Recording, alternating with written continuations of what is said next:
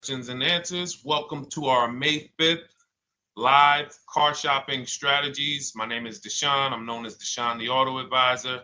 And over the next 60 to 90 minutes, I'm going to be sharing what we call the cars from home philosophy, the way you can shop, get bids, make your car buying simple, empower yourself, and guarantee that you did not leave any money on the table. We're going to talk about a lot of things you may not be familiar with. We're going to talk about things you have not heard before. We're going to tear back some mindsets that the car business has programmed in us for their profit. And we're going to tear down those mindsets because they're costing us thousands and they're making the greediest dealers in this country thousands of dollars. And we're going to get rid of that. So this show is sponsored by my new digital book. It's called Cars from Home, 7 Steps to Saving Time, Money, and Avoiding Dealerships. So I wrote that book to give you everything I know, everything I learned at Mercedes-Benz, at General Motors, running my own brokerage, and the hundreds of people, thousands now, that we've helped since 2021 to empower themselves in their car purchases. So part of my welcome offer to you is it's normally $97. You can get it for $24. That's my welcome offer for 30 minutes, anytime during the broadcast. As we go, you can get yours in my TikTok bio, in my Instagram bio, the YouTube comments, and the Facebook comments. It's a 75% off discount as part of my welcome offer for those of you who take action. And you'll have everything we teach here for the rest of your life. And you'll be able to move the same way you're going to hear me move and the way a lot of people I'm going to show you guys are moving. So no questions off limits. Feel free to start typing your questions. We are live on Instagram, TikTok. Hang on. I got Instagram up here. My man Dolan is moderating, so we're going to try to pull in every single one of your questions. Again, this is our May 5th live. We are live. It is Monday, so let's get to the questions. Okay, we got some coming in already on TikTok, Dolan. I see it is what it is. I'm just going to pull that one. I need to do one on shady mechanic shops. You should. If that's your area of expertise, the public needs to know from someone who's an insider what is going on in mechanic shops. I'm sure they get a lot of value. If you guys want, it is what it is to launch a channel teaching people how to avoid shady mechanic sites, type ones in the chat so he can know that he should go ahead and do that. Or she. I can't see if you're a man or woman. But let's get some questions going. Yosoy Tommy, I see you on TikTok. Interested in leasing, but I know I will go over the mileage. I drive a lot. Well, here's what you do.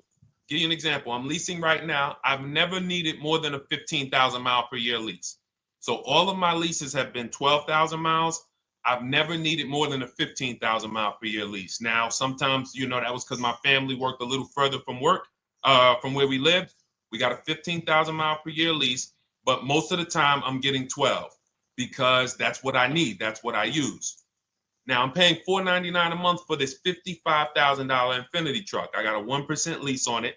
I got my bids, the way we teach at Cars from Home. We're big on multiple offers. That's the only way you're going to save the big money and guarantee you got all the money is to get multiple bids. We teach you how to do that.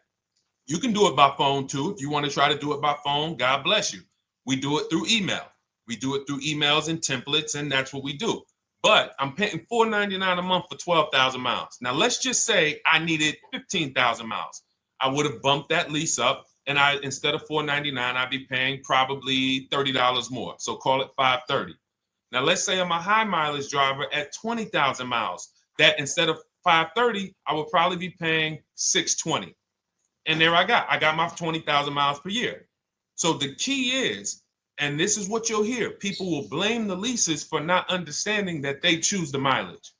The mileage is not selected for you unless you go into a dealer and say, hey, work me up a lease. And then they're going to choose the mileage, probably give you 10,000 miles per year, and then try to close you on that. But that's not the way we shop. We're going to shop and we're going to adjust our miles based on what we need. So if I needed 20,000 miles per year, I would probably be paying $620 instead of $499. If I needed 25,000 miles per year, I would probably be paying $680.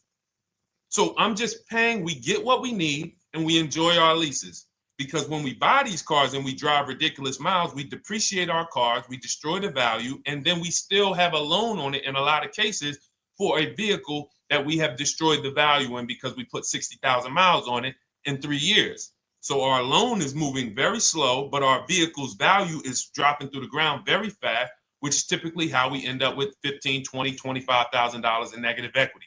I used to see it all the time in dealerships, especially when I was in when Uber took off.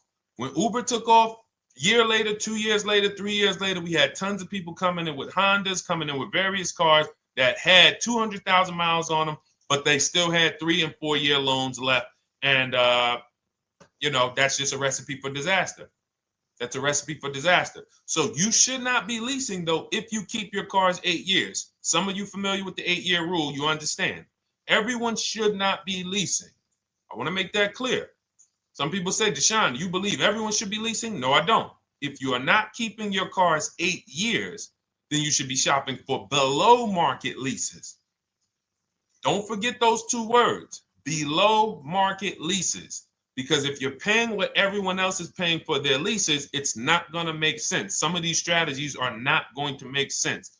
You need to be getting below market leases. And the way we do that is to comparison shop, get multiple offers from dealers, have them compete for our business, and then we get these leases that no one else can get. Great question. So what if I go over 20,000 miles? What do you recommend doing? You choose your mileage wisely. In my book, I have a section called Choosing Your Mileage Wisely. The whole key with leasing is to scope out the mileage you're going to use, and that's what you shop for. If you know you're going to do 25,000 miles that year, you would do 25,000 miles on your lease. But you don't shop this way. We always shop with 12. A problem with leasing is once again, you go into the dealership, you say, work me up a lease. They're going to work you up what they want. They're going to say, hey, put 5,000 down. Who's had that happen? You go and you look for a lease and they tell you how much money you need to put down. Type me if you've had that happen. And again, welcome to everybody. This is our May 5th live. It's Monday, May 5th. Whether you're watching this today or you're watching this later today, because we will be rerunning this for those who couldn't make the show. Tell your friend they can catch it on our channels. But this is our live show. We're live every single Monday through Thursday at 12 noon. So you'll see people who will go and get blessed transition. You've had this happen. This is what you go in. They work you up a lease. Here, you need 3,000 down. Yeah, you need 3,000 plus your taxes and fees. What do you want to do? So that's them customizing our leases. We never want to do this. We want to customize our lease and run it like this, a template. All your leases you get with, ready? 12,000 miles per year. First month's payment only due at signing. That's it. 12,000 miles per year. First month's payment only due at signing. That is how you shop all of your lease offers, because this allows you to now use the 1% rule, which I didn't create. A lot of lease savvy people know about the 1% rule, where your MSRP, I'm going to just show an example of an MSRP, the price on the window sticker. Every lease is going to be brand new, guys, or either close to it. The price on the window sticker is the price we go by, the MSRP, and we're going to divide our monthly payment into the MSRP. And once we get that, the number, that's going to tell us if we got a 1% lease, if we got a 1.5% lease, if we got a 1.8% lease. And what we did was I created the 1.5% rule to know we were overpaying for leases. You don't have value when you lease something over 1.5%. But let's keep it to the point. The point is you're shopping all your leases, first month's payment due at signing, 12,000 miles per year, and then you're using the 1% to 1.5% rule to gauge the value.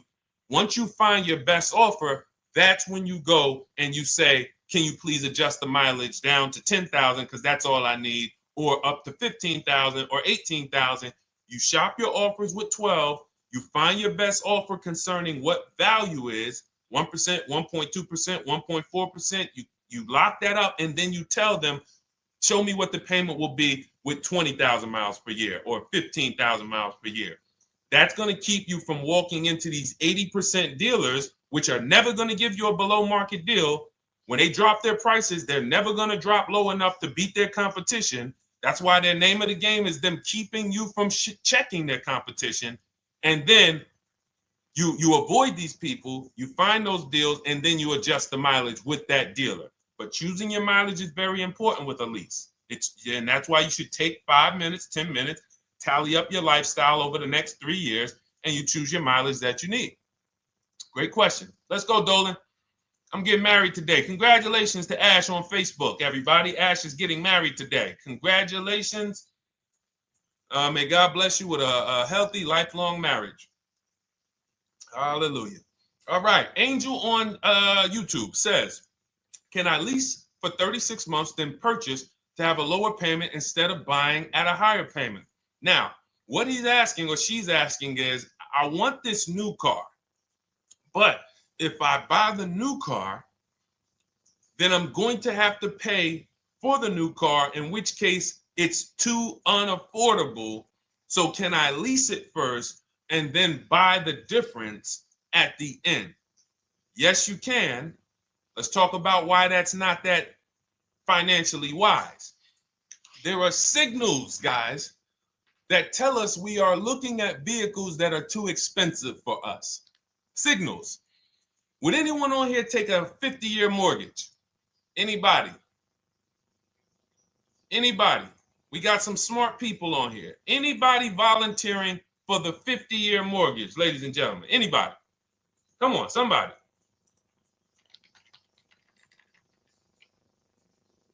No, why not? Why not? Why is everybody saying no to the 50-year mortgage?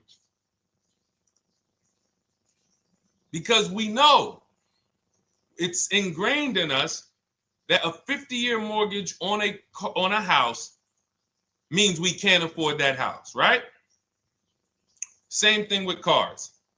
There's signals. And so when we cannot finance a brand new car and it's affordable, what should we be doing? We should be going to get a pre-owned car. That's what we should be doing.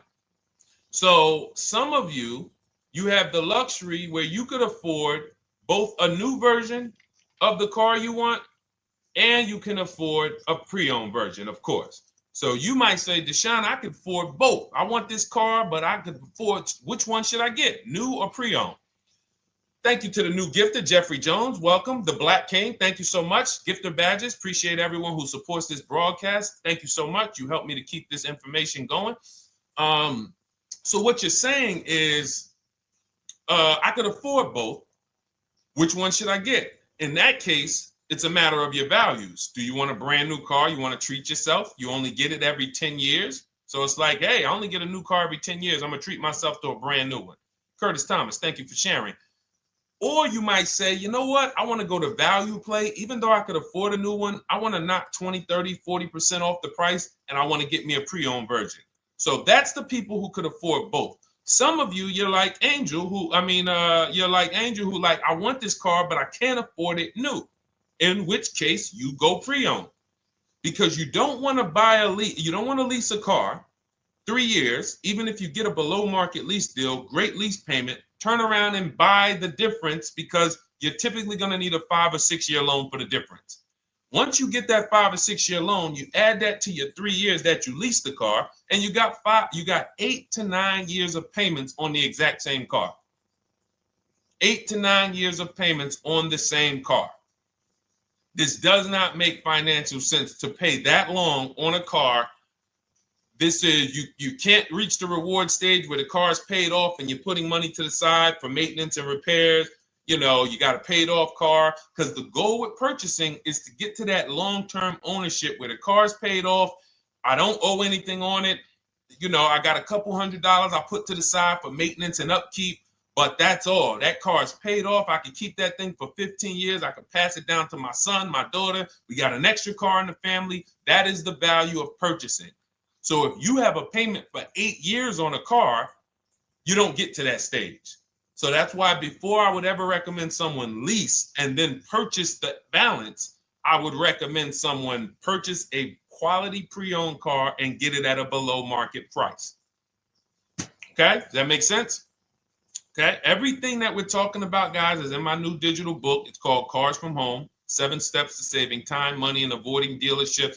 Has everything we teach, because the name of the game is learning how to structure your deals. When should I lease?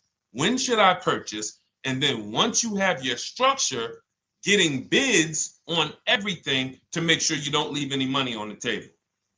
When you get bids on everything, you're never going to lose any money on your trade-in, because you didn't just get one offer on your trade-in, you got bids. You're never going to overpay for your interest rate, because you didn't get one offer on your loan, you got bids. You're never going to overpay for the new car or the used car you're buying, because you didn't get one offer on it, you got bids. And that empowers you to control the transaction. That is what we teach. That's in my new digital book, step by step. You can get your copy for 75% off, normally $97, but it's part of our welcome offer for 30 minutes. You got it in my TikTok bio, Instagram bio, YouTube comments, or the Facebook comments for $24. Okay, enjoy it, use it. All right, let's keep it going.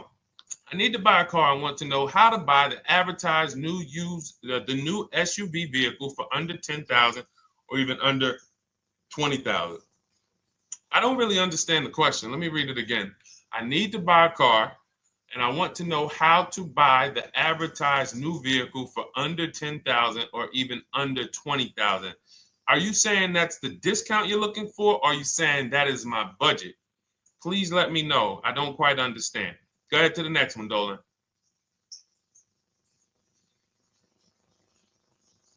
All right. If the Carfax report only has service maintenance, is it okay to purchase? Okay, so all right, this is a great question, guys. This is about used cars. Who's going to be shopping for a used car in the next year? Type the letter U. Type the letter U if you're going to be shopping for a used car in the next year. And for those who just joined, this is our Monday, May 5th, live car shopping strategies.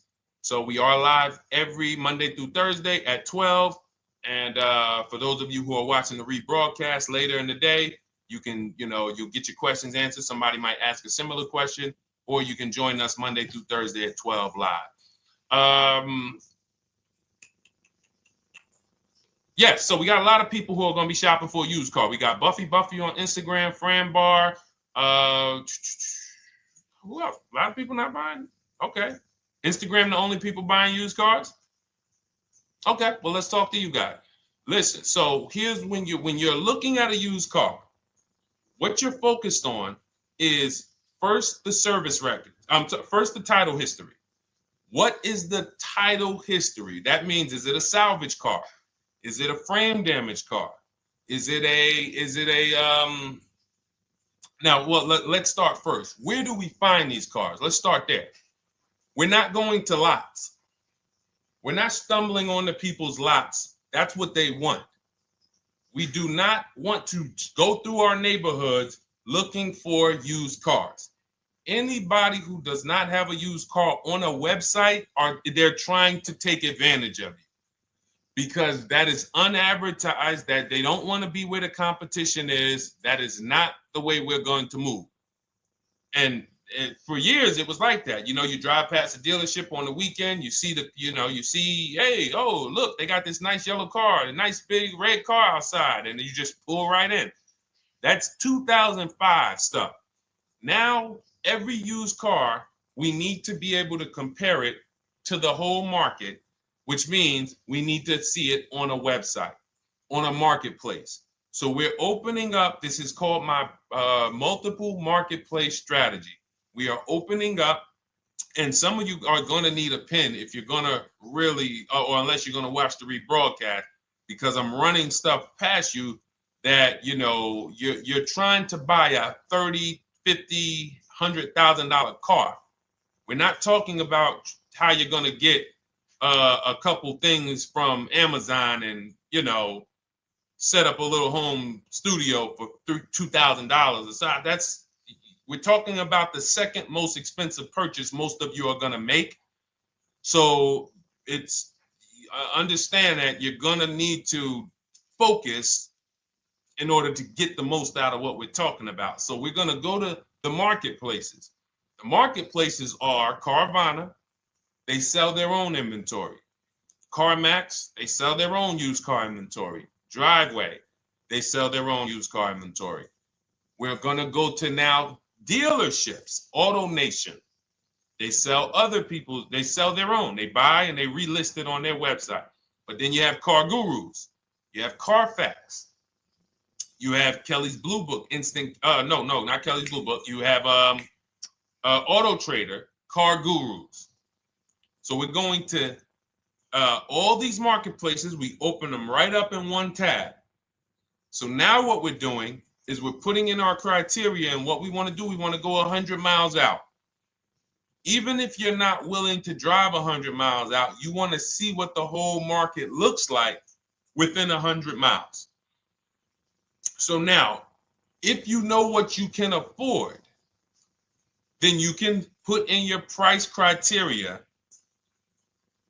I have a tool that I created. It's called the Perfect Budget Calculator. Some people who have my book, you've used it, where you put in your down payment preferred, you put in your interest rate, you put in any equity from your old car, and it tells you, because what you tend to miss is the fees. That's what you tend to miss. So if you're not using this calculator that we created, you want to add another $2,000 or so, because you got to factor in the fees in that budget. Some of you go out and say, man, I think I could afford $30,000. Then when you find your car, they bump you up to $33,000 because you didn't factor in the taxes and fees. So this calculator does it for you in my book, and everything we use the Perfect Budget Calculator. But if you're not using it, just estimate another, a little higher. Now you put all of that into the marketplaces. Now you're looking for what the inventory is. Now, here's the reason why you must open up all these marketplaces. First reason, they have different cars on them. Carvana and CarMax has different cars than Car Gurus, Cars.com, Auto Trader. There's different cars on them. Another reason we need to open it up is because sometimes you'll see one car here on Car Gurus for $31,000, and then you'll see that on Auto Trader, they marked it down $2,000, it's $29,000. And you're like, wait, why the heck is it lower? This is the same car. Well, it could be because this marketplace got the notification first to lower the price, and maybe this one takes a little longer to see that, oh, maybe that takes 24 hours before their updates take effect. So that's why you want to open up all these marketplaces. Now you're narrowing this down first based on your color choices, what options you want, your models, and now we're starting to narrow this thing down. So we're narrowing it down. Now we start to look at the history of these cars. This is the best way to start narrowing down your used car search. Let's now dive into the history. I need the Carfax. Now, some of these websites will give you a free Carfax. Some of them will try to make you buy a Carfax. Now, I'm going to give you one of the secret strategies that we've been using for years in my book, and I'll tell you it right now. It is how we get free Carfaxes, because when we get to most vehicles, you guys, for those of you who are just meeting me, I worked in Mercedes-Benz for 5 years and General Motors for 5 years, and I ran my own brokerage. I started it in 2016, and I ran that while I worked at the car dealership.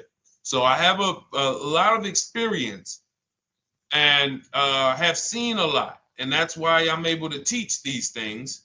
I also love numbers. But one of the things that I know is almost every dealership has a contract with Carfax. So every dealership, we pay Carfax already. So what we're able to do is when we list our inventory on our websites, we're able to list the Carfax with it. We're able to provide that free of charge. But when we pay Auto Trader or Cars.com or Car Gurus, we are not able to actually push our Carfax to that marketplace. But if you come to our website and you find the vehicle on our website, most times you will find the Carfax for free. That is what we have been doing for years. So that now we have the Carfax, because the Carfax is the only way we can see those service records right now, because we've already narrowed it down based on, first thing we're doing is we're looking at title history, frame damage, salvage title, rebuilt title, total loss. That's the type of vehicle. The next thing we're doing to narrow it down, which is where many of you get in trouble, is you're looking at the service records. Skipping service records, buying used cars without seeing service records is disaster. The biggest indicator on if a vehicle was taken care of is what is on those service records. And if you can't see those service records, then I would not buy the car. Somebody say, oh, I'm changing the oil myself. If you don't have proof that you have changed the oil yourself, I cannot see it. I cannot see that you have maintenance this car, and that's a turnoff for me. Because now when you drive that car a year later, 2 years later, things start happening. You have no one to blame but yourself. Now the regret kicks in. Man, I knew I shouldn't have got this. But chances are, if you find a quality vehicle and you see service records on that previous owner's report, that's going to lead to a quality experience.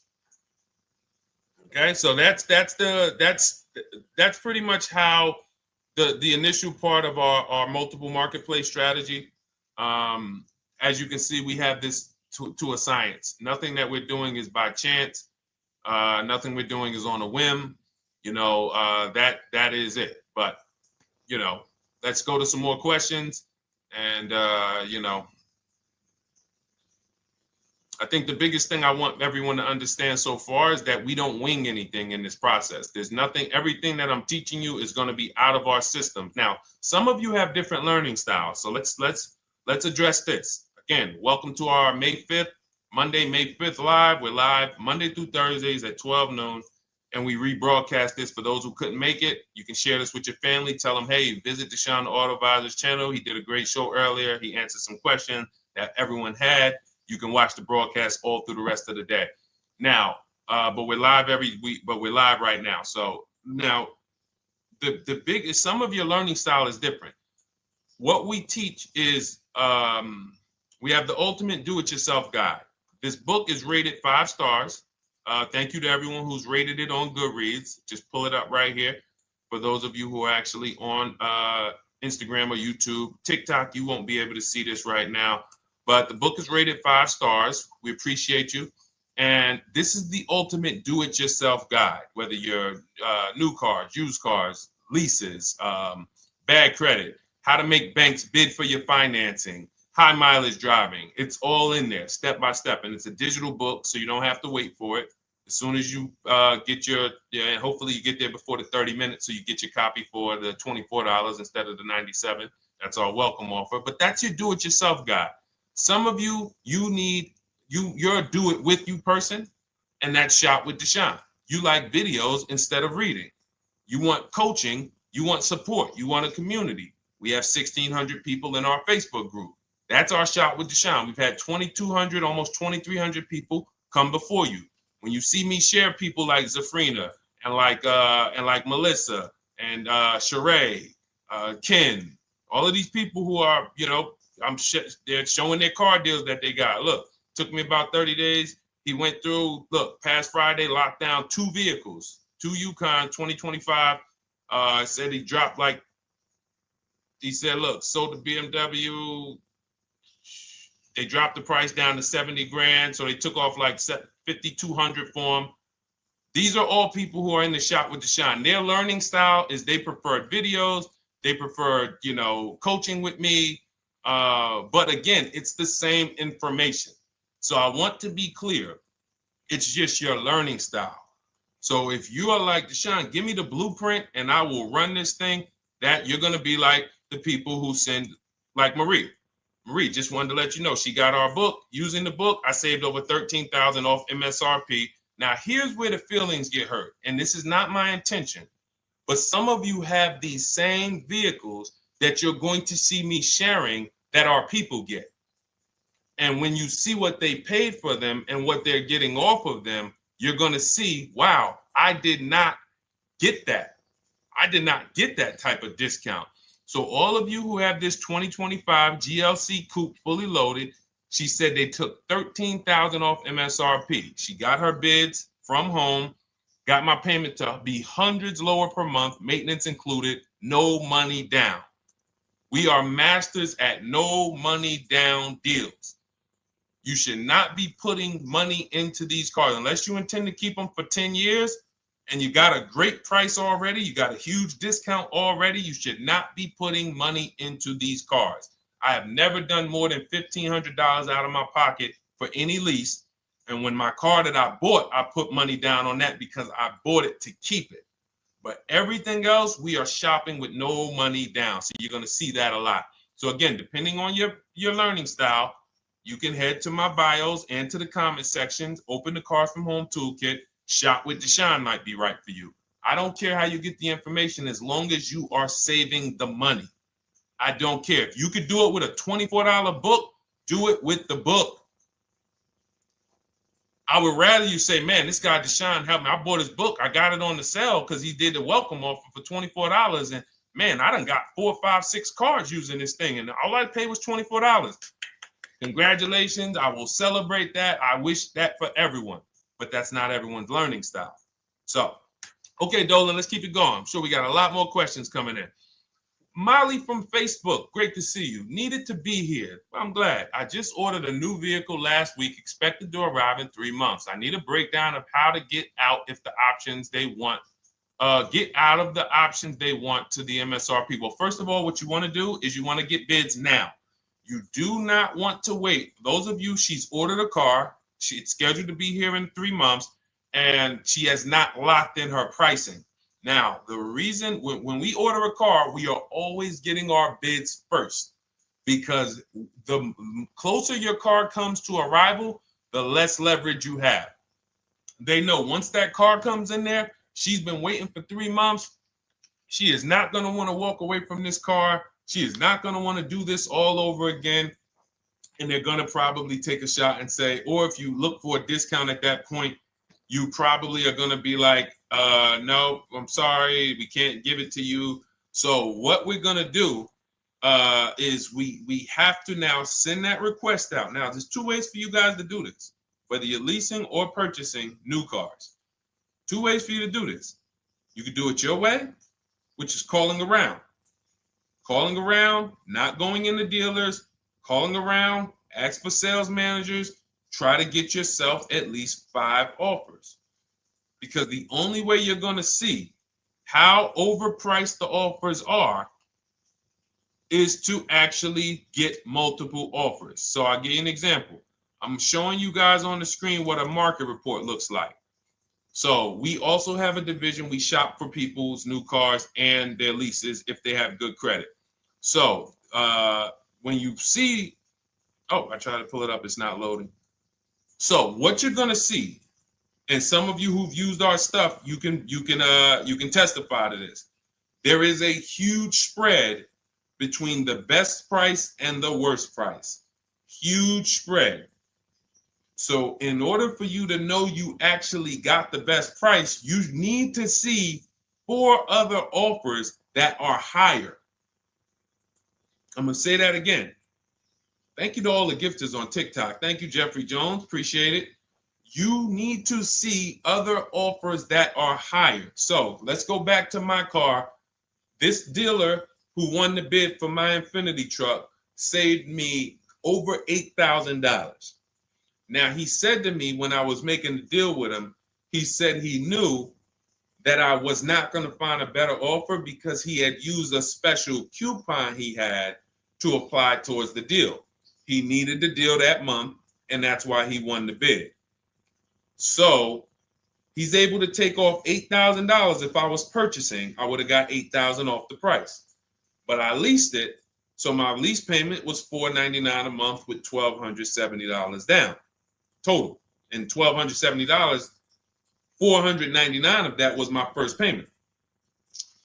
So every other offer that I got, $560, $605, $640, $700, $750. That's how you know you did it right. If you don't have a bunch of the 80%, we call them. This is the 80%.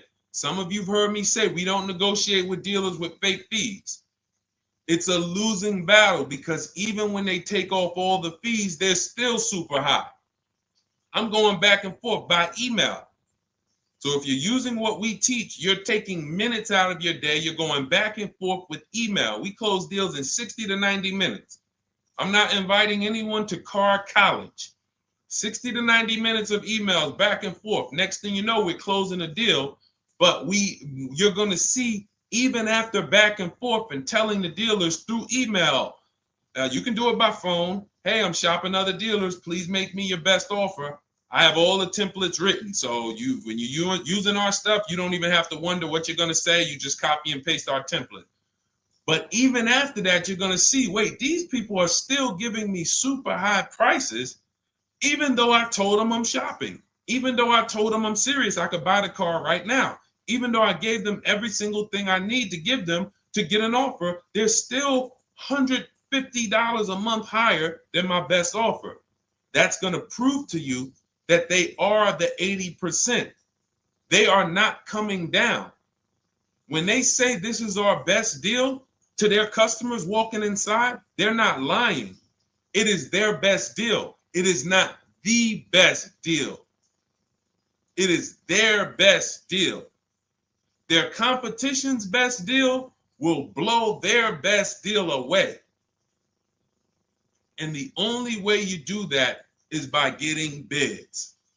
So that's what you need to do, Molly. Take exactly what you're looking for. If you want to call around, call some sales managers and say, hey, listen, this is what I'm looking for. I put in an order, but I'm not dead set on the price yet. Haven't really gotten, I want someone to lock in a price for me. And hopefully you're purchasing, because if you're leasing, it's tough, because once that lease comes in, you do not know what the lease program is going to be. So if the lease program is bad, then you could find yourself jammed up. Now, here's what we try to do to prevent that. It's not always possible. Here's what we try to do. Once you have found the best dealer who's won the bid, now what you're going to do is say, based on this price that you're selling me the car for, can you give me a lease estimate now? So let's say I'm ordering this Infiniti.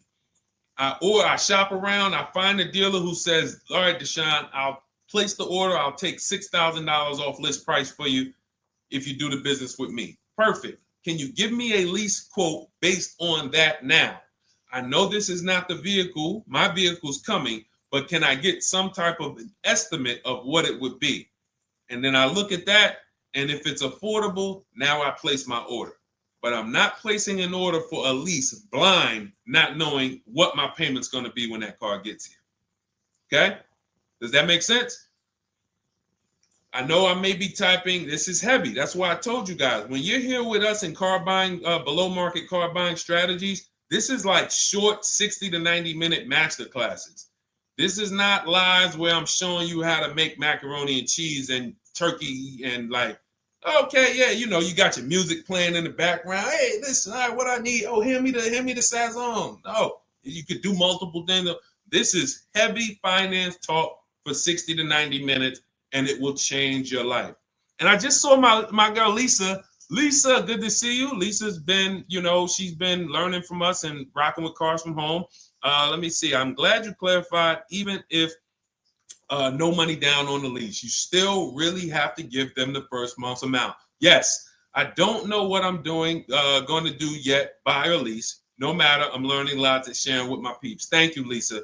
Thank you. Now, technically, you don't have to give them the first month's payment either. What I do is our templates all involve shopping, first month payment due at signing.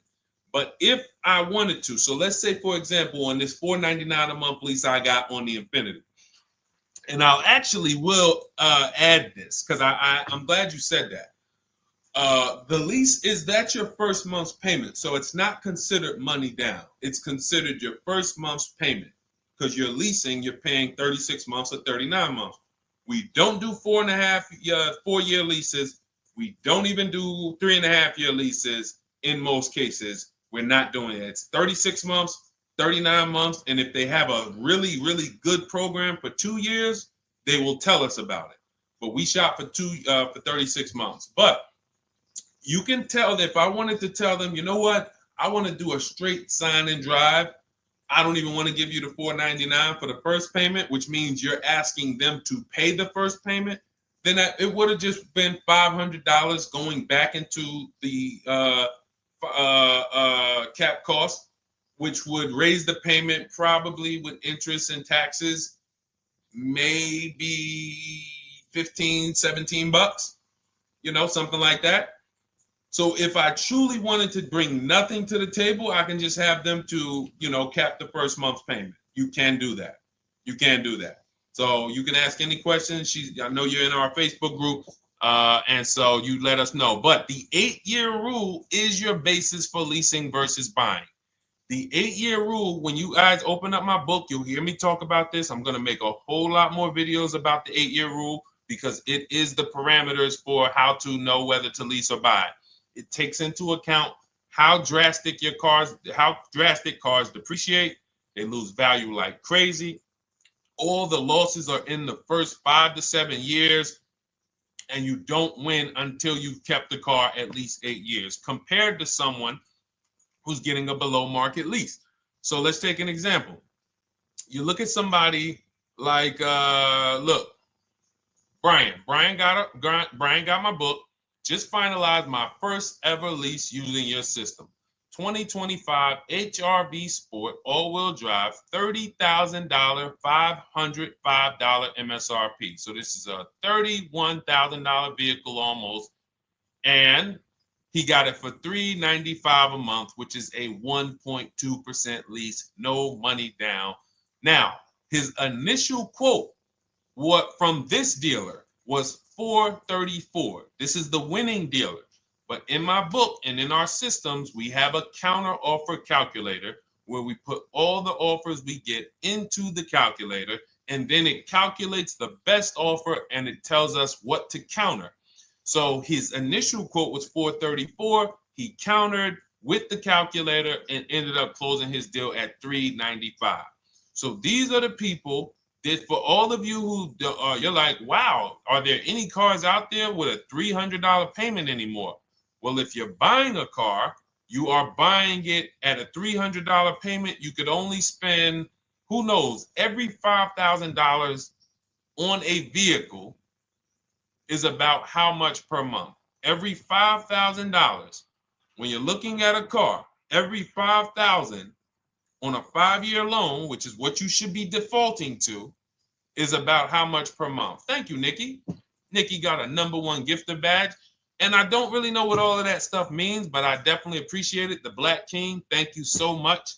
I just know it means you guys support the show. So I appreciate it. So who knows? Every Nucci Graham is and I wanna Nucci Graham will address you next, because as soon as you get your book, on the thank you page it says, "Thank you for your purchase. Click below to open your book." So we'll address that shortly. But okay, thank you, Lisa. Yes, every $5,000, and Nikki, $100. So this keeps you in the safe zone. When you are looking for how much loan I'm going to take, you are looking and saying, every $5,000 is going to cost me roughly $100 per month. So if I want to spend $400, then my loan needs to be about $20,000, which means I'm looking at this car. If I'm going to buy it for $23,000 plus fees, and I want to be at $400, I'm going to have to come up with some more money down, because I need to get my payment here. I need a $20,000 loan. I'm not going to go in looking at a $20,000 car and thinking, man, can they get me to $250 a month on this? No money down, because the math doesn't make sense. Because the only way they can get you to that is to put you in a 7 or 8 or 9 year loan, which is a horrible deal. And they've done it to a lot of people, because you go in and you just say, get me to this monthly payment. And they're like, well, you didn't say how long. You come in later, hey, man, my loan is, I remember, man, a guy called me, and this is, unfortunately, people are not trained to look at how long their loan is. Early in my career, I think I was still with General Motors, and a guy came in and he had some vehicle, And he was like, you know, D, could you look at this, man, and tell me, because I don't, you know, I'm trying to get out this thing, man. They telling me I can't get out of it now. That's a recipe. You bury yourself when you make these types of moves. They're saying I can't get out. I looked at his contract. It was a 96-month loan. 96-month loan. So he's in a 96-month loan at a high payment. He's going nowhere. And what it came from is him going in and saying, hey, get me to this payment. My payment's affordable, but how long is the payment? That determines what you're paying for the car. So when we say, yo, are there $300 payments out there? I'm showing you. Leasing, there's cars you can drive 30,000 miles, $30,000 cars, beautiful vehicles, payments in the threes when you're shopping and getting bids, and you're finding vehicles with great lease deals. At the same time, on a pre-owned car, that's only going to get you under 20 grand, between 15 and 20 grand. So it's about getting the most for your money. And getting the most for your money, you must take into account the 8-year rule. If I'm not keeping a car 8 years, I should be shopping for a below market lease. I'm not tying up any of my money in this car because I'm not keeping it long enough to have all of that money benefit me. Does that make sense? Type ones if that makes sense. Type dollar signs if that makes sense, because this is about money. If I'm not keeping the car 8 years, then all the money I'm going to tie up in the car to pay for it, to pay off the loan, to do the maintenance, to change the tires, to change the brakes, to change the oil, to change the brake fluid, the transmission, all of the money I'm putting in that car, just normal maintenance. I didn't say anything broke. Normal maintenance over 7 years. I'm not going to keep the car long enough to have that make sense. Whereas had I leased, I'm just below market leases. I'm just literally paying cents on the dollar, changing my oil. Most of the times I'm out the car before I need brakes, unless some of you are driving 15,000 mile a year leases, and then sometimes you will replace the brake, but it still does not compare to the cost of purchasing. And, you know, throughout the show, I'm going to show a lot more lease deals and a lot more discounts. But the reason why I show you guys the lease deals is because the money doesn't lie. Unless you're just hell bent on paying more, the money does not lie. You can't compare when I was, you know, I'm driving $40,000 cars. My payments have a 3 in front of them. And my friends are driving $20,000 cars and their payments have a 3 in front of them. And those cars are used, need maintenance, you know, warranties done ran out after 4 years. I'm over here driving brand new cars, problem free, and they're paying the same amount or more than me, and they're driving inferior products. And then once they really get tired of the car, they go ahead and they trade it in and they start the process all over again. It's just it's bad financial advice that the car business never trained on, and they just love for people to be ignorant. But we're not going to be ignorant here. All right, Dolan, let's keep it going. By the way, all of you who just joined, this is our Monday, May 5th live. We are live every Monday through Thursday at noon. So for those of you who may be watching the rebroadcast, we rebroadcast the show all through the day. So for those who missed the show, you can either, you know, or some of you want to tell your friends, oh, hey, you're shopping for a car, go watch this show. And we'll rebroadcast this show all through the day.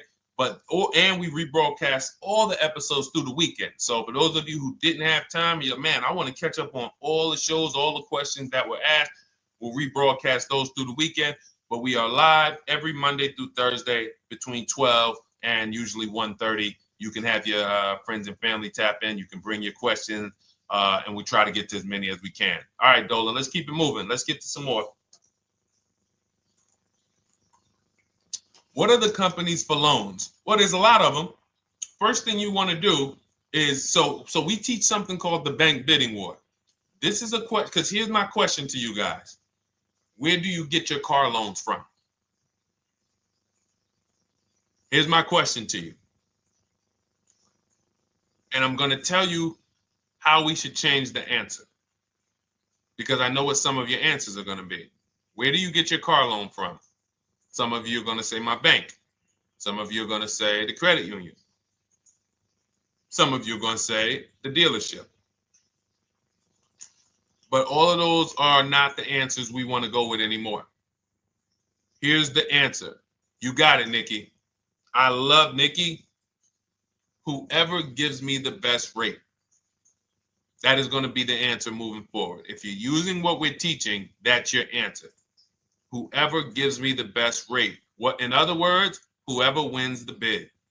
So what we're doing is we are not just going to our credit union and having them run our credit, give us a rate, and now we going out and we're shopping with a check in hand and we're shopping with our back against the wall because the bank says, well, hey, you know, your pre-approval expires May 17th, so you hurry up and find a car or you're going to have to come back and run your credit again. Now we're over here and our bank is putting our back against the wall. That's ridiculous. So what we do is we use what you should do is you should look at the average interest rate.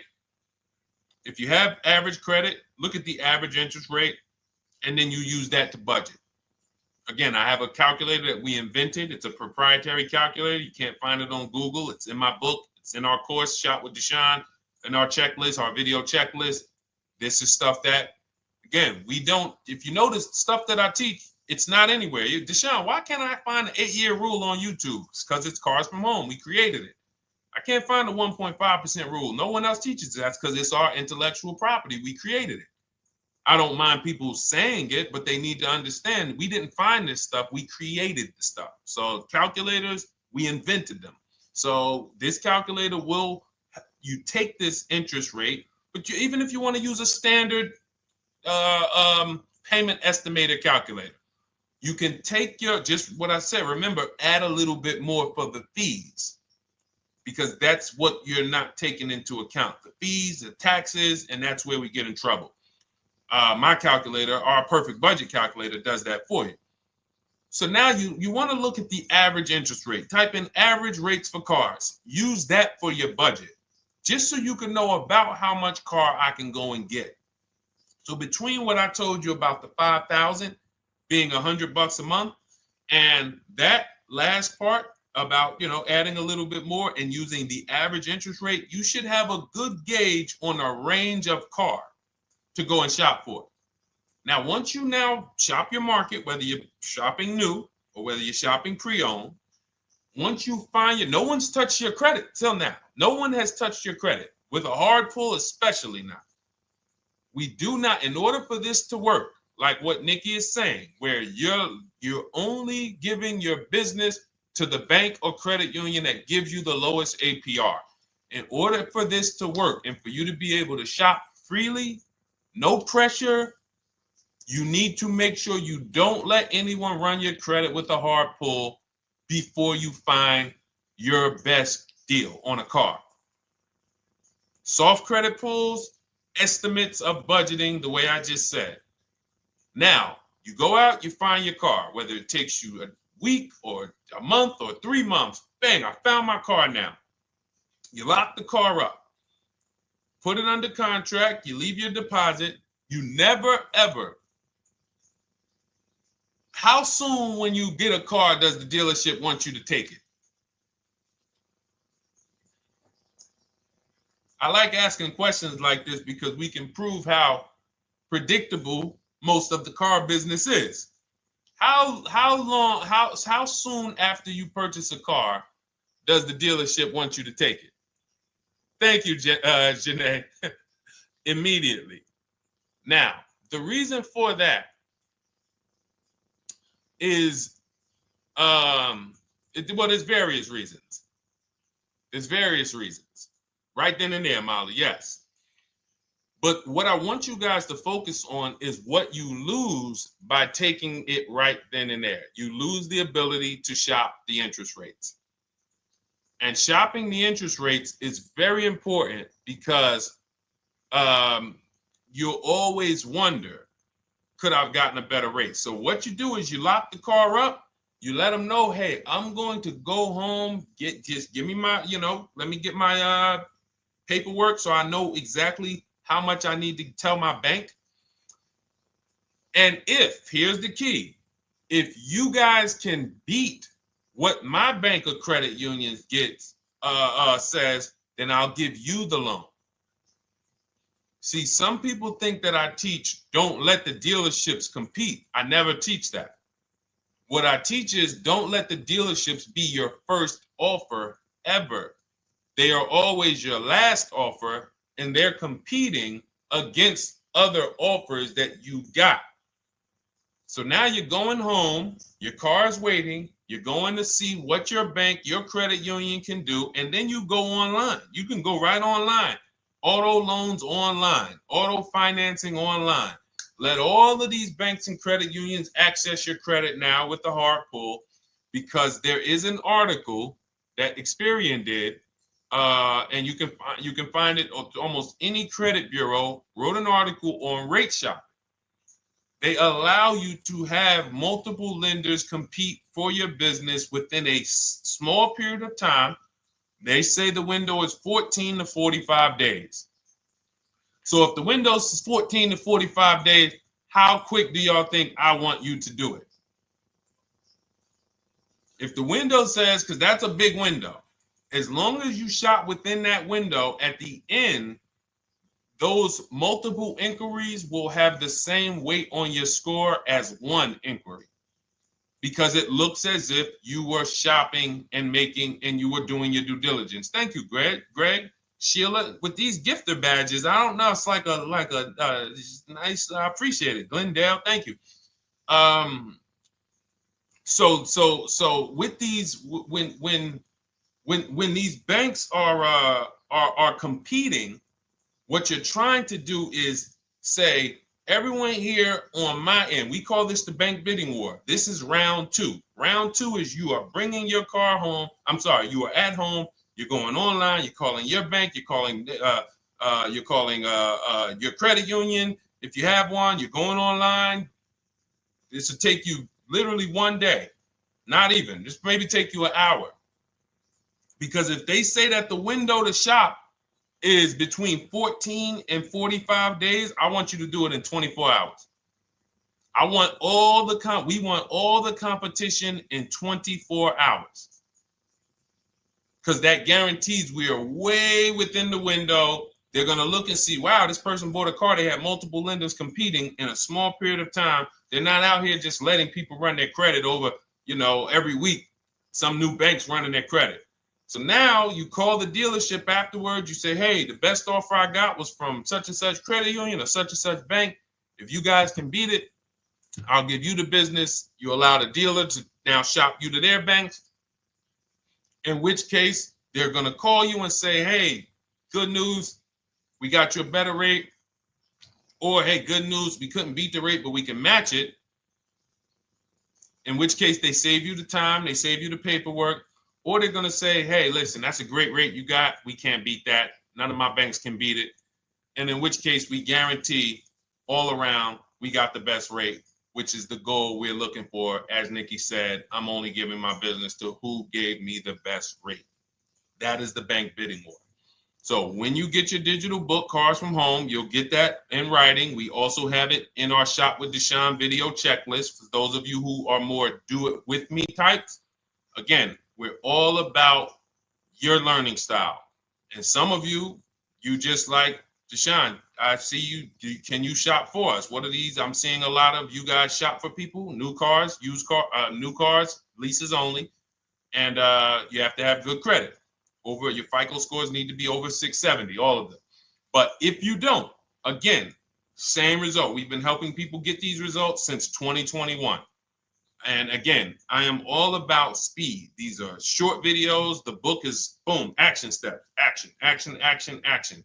I'm not trying to teach you everything about cars. I'm trying to walk you through a path, a 7-step path to get to the result you want all the time. Okay, I'm not taking you to car college. You're not going into the car business. You just need to know how to get the best deal. And that's what it's about, step by step. Okay, but for those of you who are just coming on, this whole show is sponsored by my new digital book. It's called Cars from Home, 7 Steps to Saving Time, Money, and Avoiding Dealerships. It's a digital book. Everything we teach about new cars, used cars, leases, below market financing, high mileage driving tips, bad credit tips for those of you who have your credit is not going to qualify you for everything else we're talking about. You need specific strategy. We have that specifically for people with bad credit inside my book and inside Shop with Deshone. So that's why I never believe in one size fits all car buying advice, because all of you are in different situations. So how does somebody look saying, you all should do this? We're all in a different situation.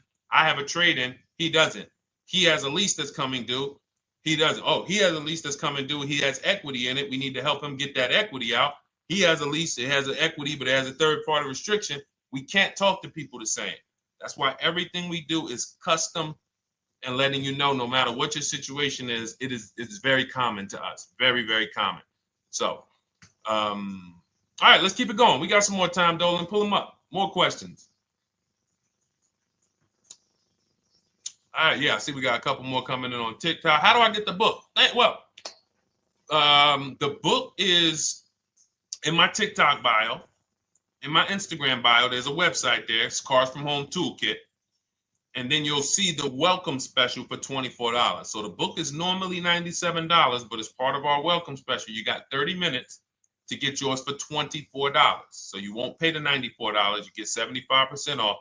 We also have a link for you guys on Facebook and YouTube in the comment section so you can get your copy. And if you're going to spend a couple more minutes with us, I would appreciate if you share the broadcast with one person that you care about. So that can help, we can help get this information out and we can help change lives. If you didn't receive your ebook, well, first of all, as soon as you purchase your book, you're going to see a thank you page. It says, thank you, screenshot this page. And then it says below, click the link below to open your book. So you actually get the link to open it as soon as you make the purchase. And then I say, I also emailed you a copy. So sometimes people type their email in, one letter's wrong. Obviously, we can't send a book to an incorrect email, which is why I have my support team's email right on there. So that if you don't see that book within 5 to 10 minutes, you email my support team, hey, I didn't get the book. They'll get you the book right away. So as you can see, I want you to, Dolan, can you put up, do we have anywhere with, we can put up the support team's email for this person? And just send an email to support. There you go. Thank you so much. Support at Deshone the Auto Advisor. Thank you, Dolan. Best moderator in the world. All right, so shoot them an email. Just let them know. Give them your first and last name, and they'll check the record, make sure that we have a purchase from you, and they'll send you your book right away so you can dig right into it. Okay? All right, let's keep it. We work with clients all around the country. What I'll start doing, I wanted to bring some on here today, but I can't load them up. The system is showing an error. So I got a lot of people. I always bring tests. I always like to show results. So, you know, I'm a results person. So you'll see a lot of people that I share. Brian, who has our book, and, you know, his lease, Marie with her $13,000 off. All of these people made deals from home. They were not in a dealership negotiating this. You got, look, Frank, I bought your book, used your system, and just closed my deal and have positive results to report. I love when y'all email me, by the way. Like, please continue to do this. A caveat is I wanted a just released 2026 Genesis G70 Advanced, and there are no incentives. I could have gotten incentives on the 2025. However, I wanted the 2026, and I was willing to pay. So even with high demand cars, even with cars that are rare, this is the situation. I reached out to 20 dealers and I received 9 offers for 36 months, 12,000 miles on a $58,000 MSRP. The initial offers range from $1049 to $901 with everything in between. I counter offered using the calculator that we have and closed the deal at $815 on a $58,000 MSRP. That's a 1.4% deal. Now, mind you, that on a vehicle on a 2026 with no incentives, which means every bit of that was the dealer taking off money for him. He probably had to get at least $5-6 grand off to have that deal come in the 8s, when other dealers were quoting him 9 up to 10 and, you know, mid $1,000 range. So, you know, but so I show the book testimonials. I show my Shop with Deshone testimonials. But I want to start bringing these market reports so you guys could actually see that's our team shopping all around the country. And that allows us to stay, we're able to just stay on top of the market, like from state to state. It proves like this stuff is not, oh, if you're in New Jersey, the deals are better. Hey, if you're in Florida, the deals are better. If it's California, we don't have deals out here. All of this stuff is not true. And thank God we have people using the Cars from Home systems, be it by book or be it by our video checklist, or be it us shopping for people all around the country where we can tell you beyond a shadow of a doubt. I can show you market reports from Texas, from Oklahoma, from South Dakota. We did a deal for a Mazda, a South Dakota deal, Nebraska, California, Florida, Georgia. We're shopping for people all around the country. And there's great deals everywhere in the country when you know how to make dealers bid. Because you're always going to find that 20% dealer who just wants to beat their competition. They're the best in the region. And you got to go out to find them. You got to have a system to find them. Because most of the dealers are not them. Most of the dealers are the 80%. That's just the way it works. It's a numbers game. And the 80% are very expensive. And when you walk into the 80%, they'll go down. You're like, oh man, all right, can you take off? Can you get me down? Like, yeah, man, you're like $150 a month higher than where I could be, my max. And they go back and forth. They're like, man, I could take off $50 a month. Ah, man, that's the best you could do. And then next thing you know, you get down to 100. Yeah, all right, we'll take off $100 a month. And you're like, all right, I guess I'll take that. You don't realize that a 20% dealer, not only were they nowhere near your max budget, they were $100 less than your max. You're talking to the 80%. The 80%, when they come down, they're still here. The 20% are here.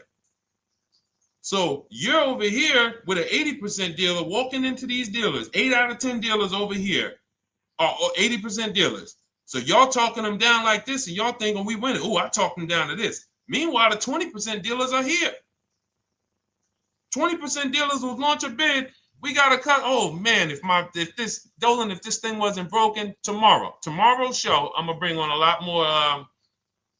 lot more market reports. We got dealers who come right out. We getting offers 700, 790, 820. Dealer come right out 650. Boom, blow everybody away. Like, oh, let's go. We got a winner. Looks like we got a winner here. That's it. And then it becomes fun. As you can see, this is fun for us. When you change the way we shop, you shop and you start to you're going to be the prize. You're going to be the prize. So anyway, let's keep it moving.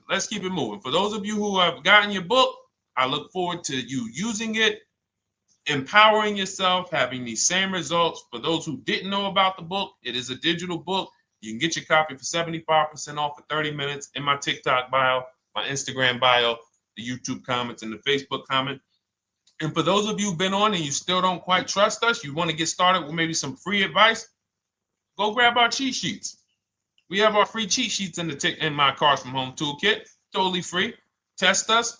Look at the cheat sheets, look at the strategies, look at the emails I'm going to send, guiding. Like I don't play around.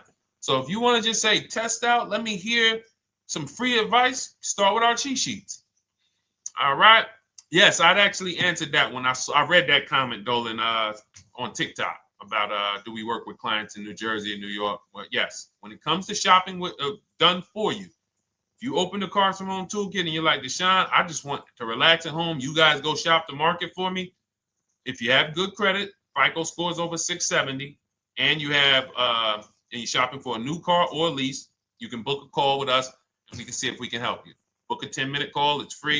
And we can see if we can help you. Is it best to lease a car if you're currently underwater? Ooh, if I was underwater right now, let's just say I have 15,000 negative equity. I made a bad deal during the pandemic. I'm upside down and I'm like, man, I got to get out of this car. But and first of all, I know I should be leasing because now we know the 8-year rule. The 8-year rule says if we're not buying our cars to keep them at least 8 years, we should be shopping for below market leases. We're going to pay a lot less money. Below market leases, not normal leases. Very important. So what I'm going to do is I'm going to actually right now look for an electric vehicle that I could lease because some electric vehicles right now, we're getting under 1%. We're getting 0.88% leases. We're getting 0.79% leases, because if you do your bidding, you're going to see. Now, again, if you want to call around for your multiple offers, you can do that. I'd rather you call around than to do what you've been doing. I'd rather you, with your new cars and your leases, call around before you walk. That's better than what you've been doing. But if you're like, Deshone, I don't want to talk. I don't want to wonder what I'm going to say. I just want to copy and paste. That's the Cars from Home way. Either way, you get your 5 offers, and you're going to see now, my best offer on this $40,000 electric car might be $320 a month. So I'm now driving a $40,000 car. If I didn't have my negative equity, then I would be driving it for $320. But now I got to bring this negative equity over. Now, the reason why you want to look at these electric cars for this is because if you try to bring a bunch of negative equity over, what ends up happening is you're now messing up the loan to value ratios, and the bank won't approve it. So you might go in and look at a $40,000 car, and now you bring this 15 grand of negative equity, and the bank is saying, we're not going to loan $55,000 on a $40,000 car. We're not doing that. So that's when they'll say, some of you may have heard this before, you have to put money down. They'll say, we can't get you approved unless you can put $3,000 down, $5,000 down. You have too much negative equity, and the bank is not going to approve it all.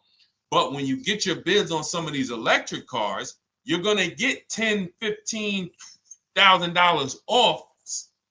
And this is specifically what I would be looking for. I would be looking for the electric vehicle that when I get my bids, I'm saving 15 to 18 to 20 grand off.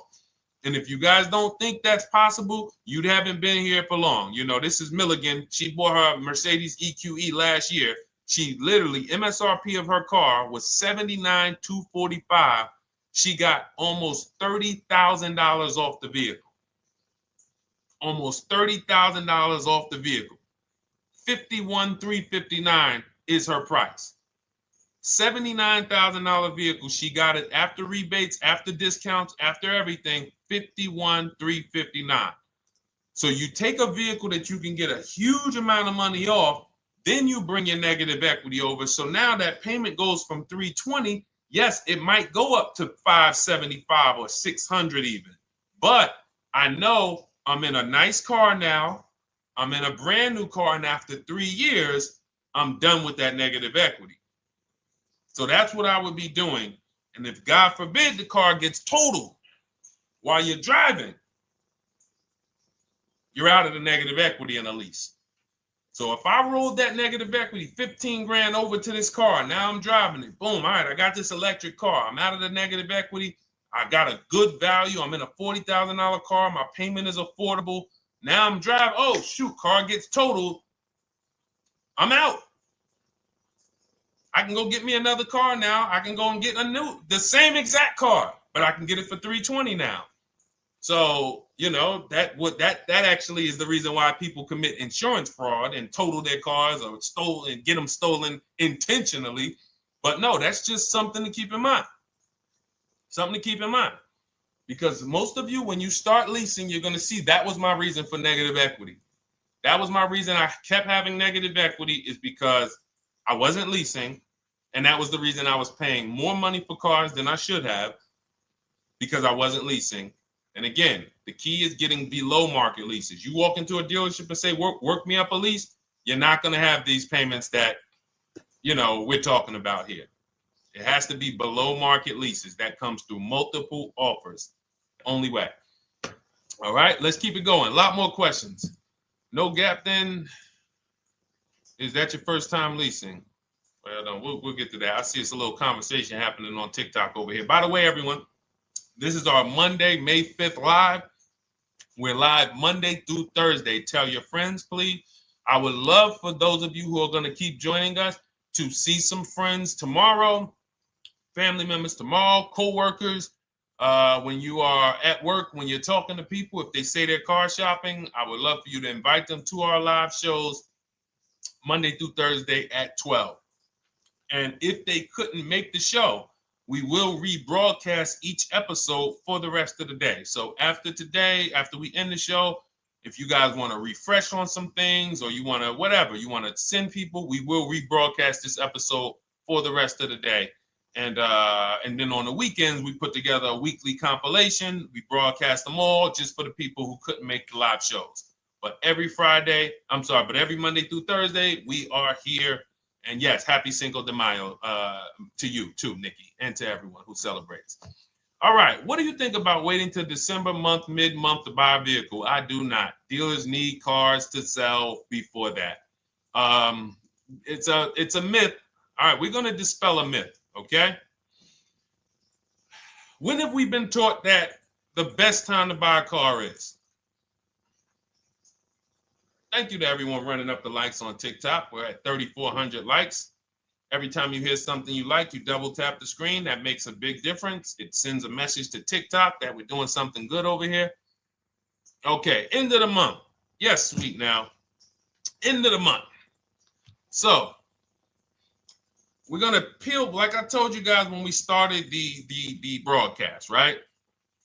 We are gonna, yes, Molly, last day of the month, right? So this is what we have been taught. Last day of the month, come on in. That's where your deals are, right? Let's look at this logically. As a former car salesperson, the times where where I saw the dealer or myself being the most desperate was the times where we did not have a lot of customers. Sometimes you look up, it's the 10th of the month. They call us into a sales meeting. They say, hey, guys, we got to sell 200 new cars this month. We are only at 40. We are way behind. We are tracking way behind. Call anyone you know who's a real customer. We are entertaining every reasonable offer. Now, you've been taught there's a group of people that we know are coming at the end of the month. There's a group of people that we know that last weekend they're going to rush. But there's no desperation there from us because we know they're coming. So we look and say, I'm much more desperate at various times throughout the month than I will be at the end of the month. Because think about it. Every time you go into the dealership at the end of the month, is it dead or busy? You go into the dealership most of the time at the end of the month, is it dead or busy?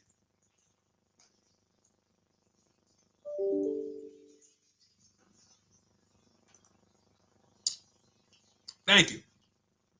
It's a zoo. It's a zoo. Customers everywhere. That means all the car salesmen are not worried about making a deal. In fact, they're looking at you and saying, hey, Molly, thank you. Listen, I know you, look, I know the payment's $780 a month. I know you said you wanted to be at $499, but, we've been going back and forth. Can you work your way up, get closer to the $780? Because they know now we can take a shot. Because we have some other customers behind you, Molly. Did you see the people walking out? These people just walked out. They're mad. We don't have enough salesmen here. We got people waiting 40 minutes to speak with somebody. Do you think you're getting the best deal when that's the energy? Yes or no? Let's just be honest here. See, you might forget some of the lessons that we teach if you don't have our books and if you're not in our video checklist and coaching. You might forget some of the lessons, but hopefully you won't forget the stories. So you walk in the dealership at the end of the month, the place is a zoo. It's people everywhere. They're ringing bells. They got the big clown, donuts around. Hey, you want a donut? Do we think there's desperation? Thank you, Sheila. Thank you, Molly. There's no desperation here. And they don't magically wait till the end of every month to hit their numbers. Some dealers hit their numbers at the 25th of the month. Numbers are hit. We still got people coming in end of the month. So What we want to do to answer the question is we want to be positioned. What I like you to do, for those of you who are in an emergency situation, you need a car in a week, in 2 weeks, that's fine. Everything we teach can guide you. We've had people who got their cars in 3 days. Like that's not something that is let's see. This is my second go around, much easier, more relaxing experience. Calculator definitely helps. Turned in my CRV, got a 2022 Marcus, some dealers wouldn't do. Somebody, I wanted to read you somebody who got their car in like 3 days, 5 days. That's normal. Again, like I said, we're not taking you to car college here. Like you know, our step-by-step programs can get you to your cars in less than a week, 90 minutes. But you don't want all your car shopping to be emergencies, because here's where you want to be. You want to be able to say no for up to 3 months. Reason is, there's a group of people that walk into the dealerships. They're there right now. They're desperate. They're giving off desperate energy. They can't say no. They back themselves into a corner for whatever reason. If their leases are up, maybe they don't know you can get an extension. If your lease is up this month, you can call. You can get yourself an extension for 1 month. Some leases will be extended up to 3 months, up to 6 months. Those of you who have cars and you're like, Deshone, I'm shopping for a new car, but I don't need it. I just, my car still got some life to it, but, I want to look for something new. This is a position of power to be in. This is where you want to be.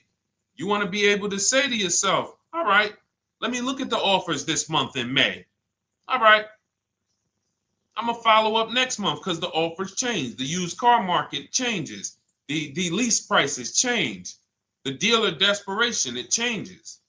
I'm not letting tariffs push me into doing something and making a bad deal. I'm not doing it.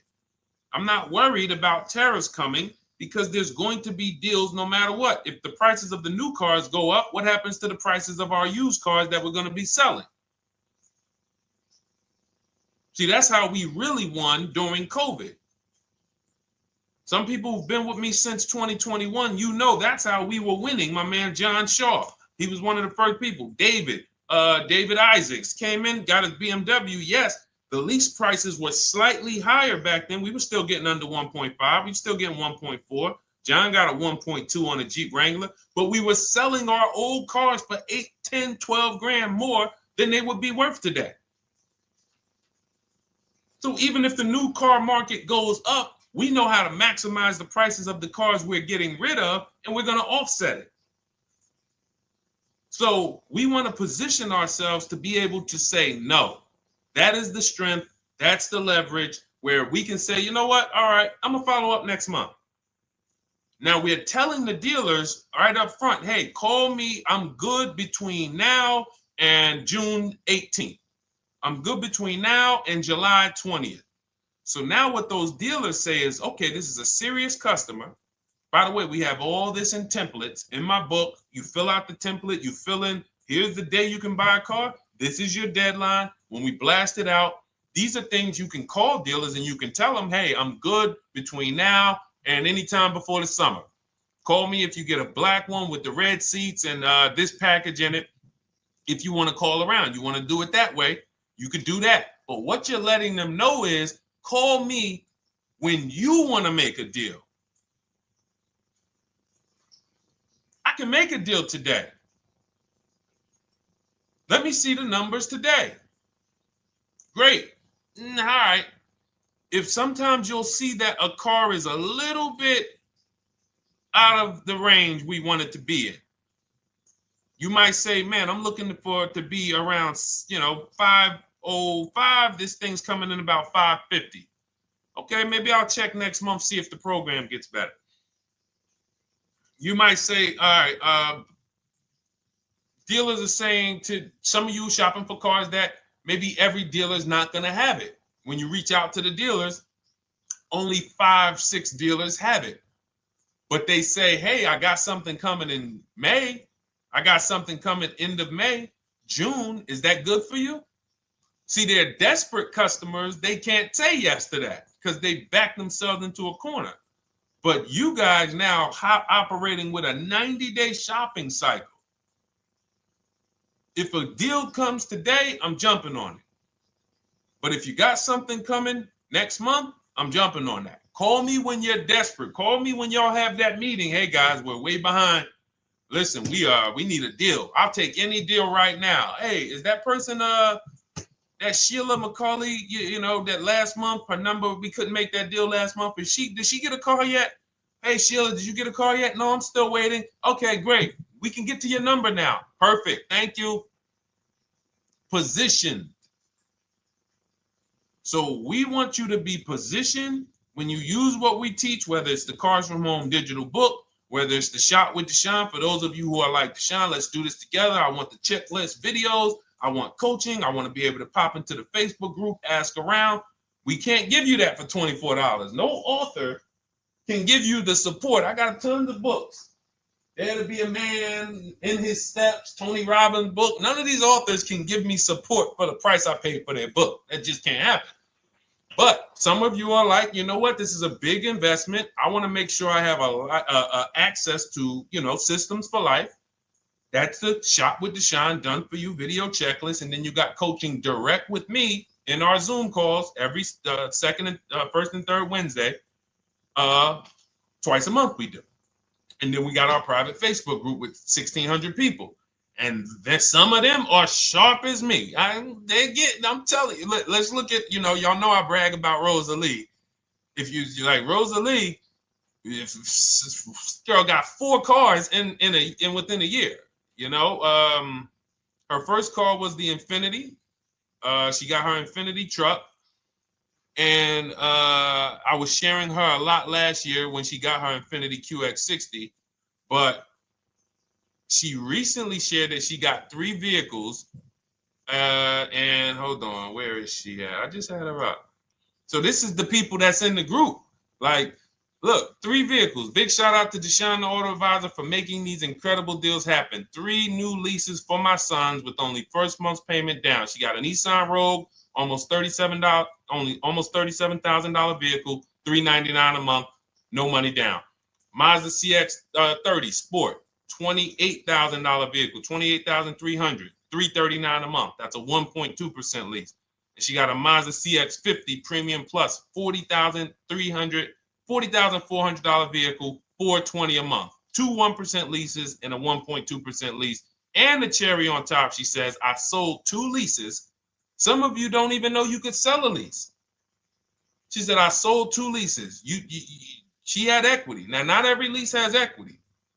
But if 8 out of 10 leases don't have equity, then 2 out of 10 do. So if you've just been dropping your leases off at the dealership, hey, here's my old lease. Let me get the new one. Hey, here's my old lease. And you have not assessed the equity. Could there be equity in it?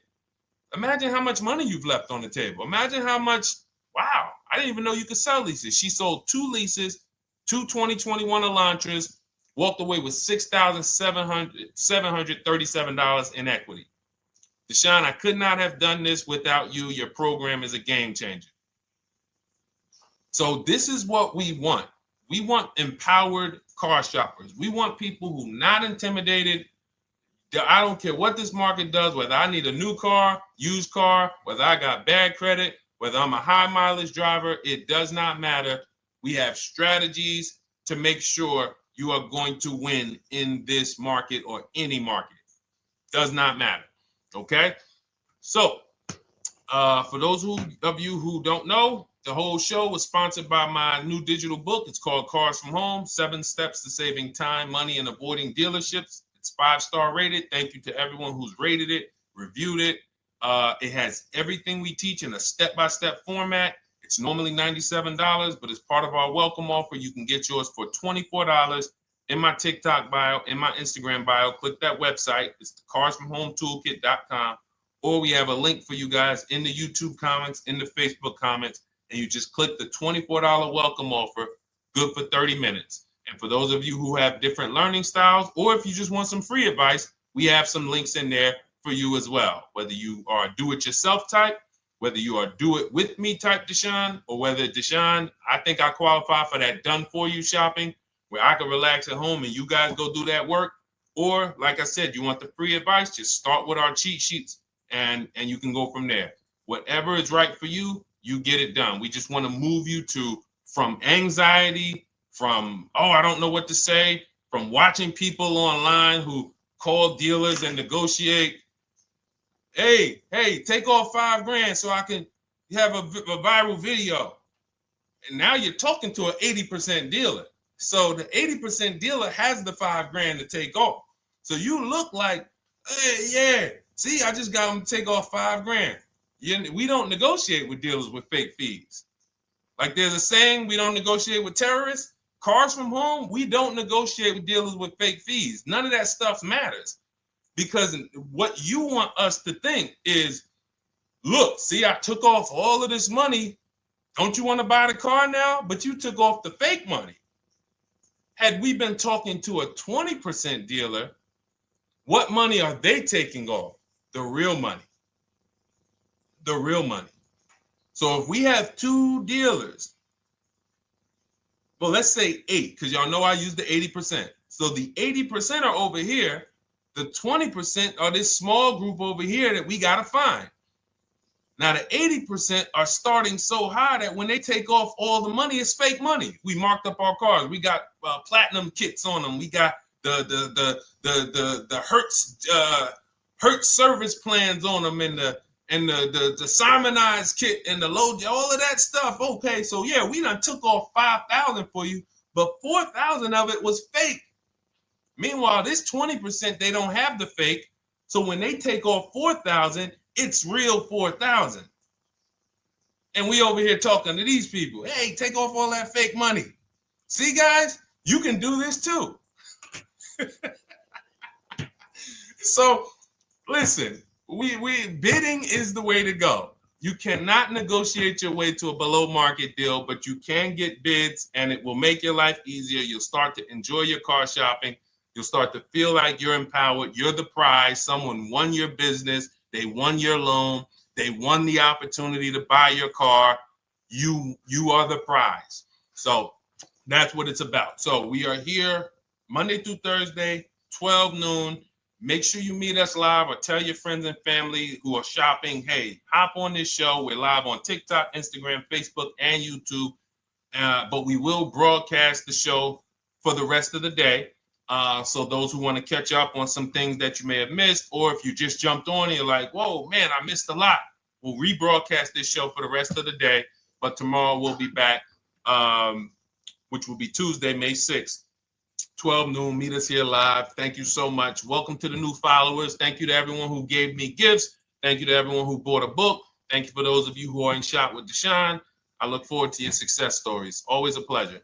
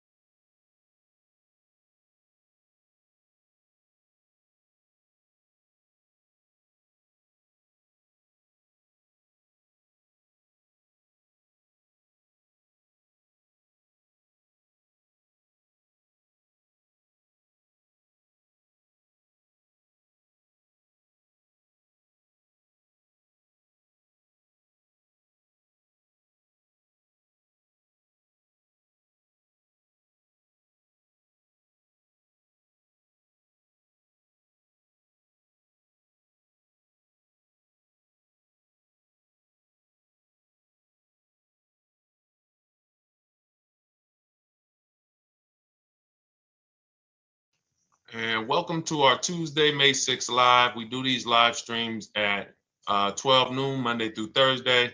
I am your host, Deshone the Auto Advisor. And for those of you who've never met me, I have devoted the last 4 years to teaching people how to get the best deals on cars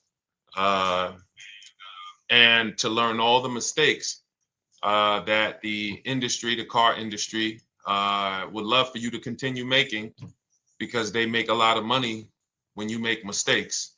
And so what we do here is we really just do questions and answers. I will teach on various topics that I feel are widely misunderstood, like the subject of leasing. And some of you who are new here, if you've never been here before, could you type a 1 in the chat if this is your first time on a stream? We do these streams about 60 to 90 minutes. And if you're going to get the most out of them, we just ask that you lock in, that you focus, because we will be talking about $1,000 mistakes. Nothing here that we'll be talking about over the next 60 to 90 minutes is hundreds of dollars. You know, I'm not looking to, have you spend some time with me on a Tuesday to talk about how to save hundreds of dollars. No offense, I'm sure that's important to some people, but we are here to talk about things that are affecting your bank account by the thousands every year. And so if you got some time, I would love for you to hit the like button, like wherever you are, and let's just tap in. You can start to type your questions. This whole stream is sponsored by my new digital book. It's called Cars from Home, 7 Steps to Saving Time, Money, and Avoiding Dealerships. It's a digital book. It's 5-star rated. Thank you to everyone who's rated the book and reviewed it. And it's normally $97, but for the next 30 minutes while you're watching, you can grab your copy for 75% off. That's our welcome offer. We always like to reward people for taking action. So you can get your copy for $24 instead of $97. And you can just head to my TikTok bio. You won't leave the show, my Instagram bio, the Facebook comments, or the YouTube comments, and use that link to get your welcome offer, and you'll have everything we teach. So as we go through this for the next 60 to 90 minutes, if you're like, whoa, Deshone, this is a lot. Wow, this is a lot. You can grab the book and make sure you have everything that I teach and everything in a step-by-step format. Okay? So I have my man Dolan moderating. Good afternoon. Thank you, Johnny Miller. Good to see you, Lil G. Again, guys, we are live. This is our Tuesday, May 6th live. We're live every Monday through Thursday at 12 noon. But we do rebroadcast these throughout the day. For those who cannot make them, you can watch the rebroadcast, or if you got to go back to work, we'll be rebroadcasting it for the rest of the day until our show tomorrow. All right, so let's start with the questions. You can feel free to get into it. Okay, do you have to get the extended warranty? This is a great question. This is car specific. A Honda, Acura, Toyota, in most cases, have always had low cost of maintenance and their parts are inexpensive. When you're buying an extended warranty or you're considering it, it is a risk product. It's an insurance plan. So that means you can pay for something and not use it, just like car insurance. You don't necessarily use your insurance until you have an accident. Same thing with an extended warranty. It's an insurance policy. So what you're trying to do with any insurance is see what is the likelihood that what I'm paying for this is going to exceed the price if I did need to use it. So in the case of a vehicle, when you're trying to determine what should I get an extended warranty, there's 2 things that are important. Does this vehicle that I'm purchasing have a high likelihood of things going wrong? We know, and some of you have had cars with histories, and we know there are certain cars, they tend to have things go wrong more than others.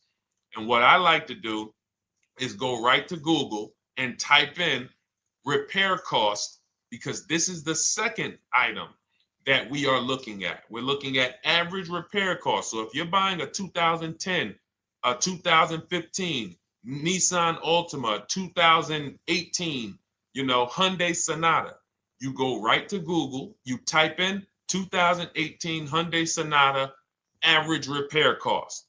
Now, if you see that those typically go on the lower side, then that can take a lower set of risk where you might say, all right, likelihood of these things going wrong on this car is slim. But if you see that the repair cost is on the mid to higher side, that's shifting more risk to if something goes wrong, the cost for you to pay for it out of pocket will probably exceed the warranty. So when I work for Mercedes-Benz, who's new here? Type a 1 in the chat if this is your first time on a stream with us. First time you've ever been here, type a 1 in the chat.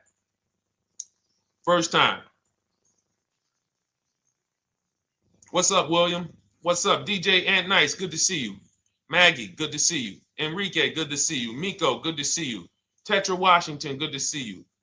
Jan, good to see you. Claire Clairvoyant, good name.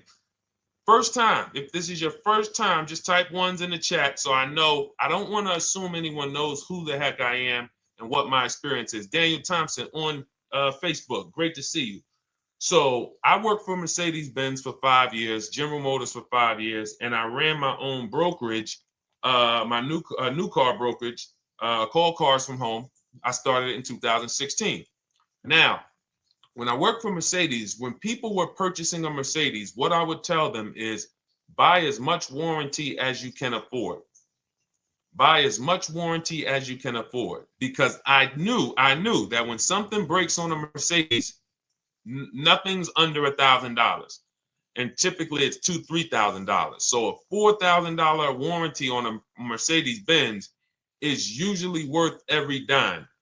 But at the same time, we have cars that, again, less likely for things to go wrong. And then when things go wrong, if they go wrong, they can typically be repaired inexpensively. Good to see you, Arms Reach. Welcome on Instagram. Shout out to the people checking in live.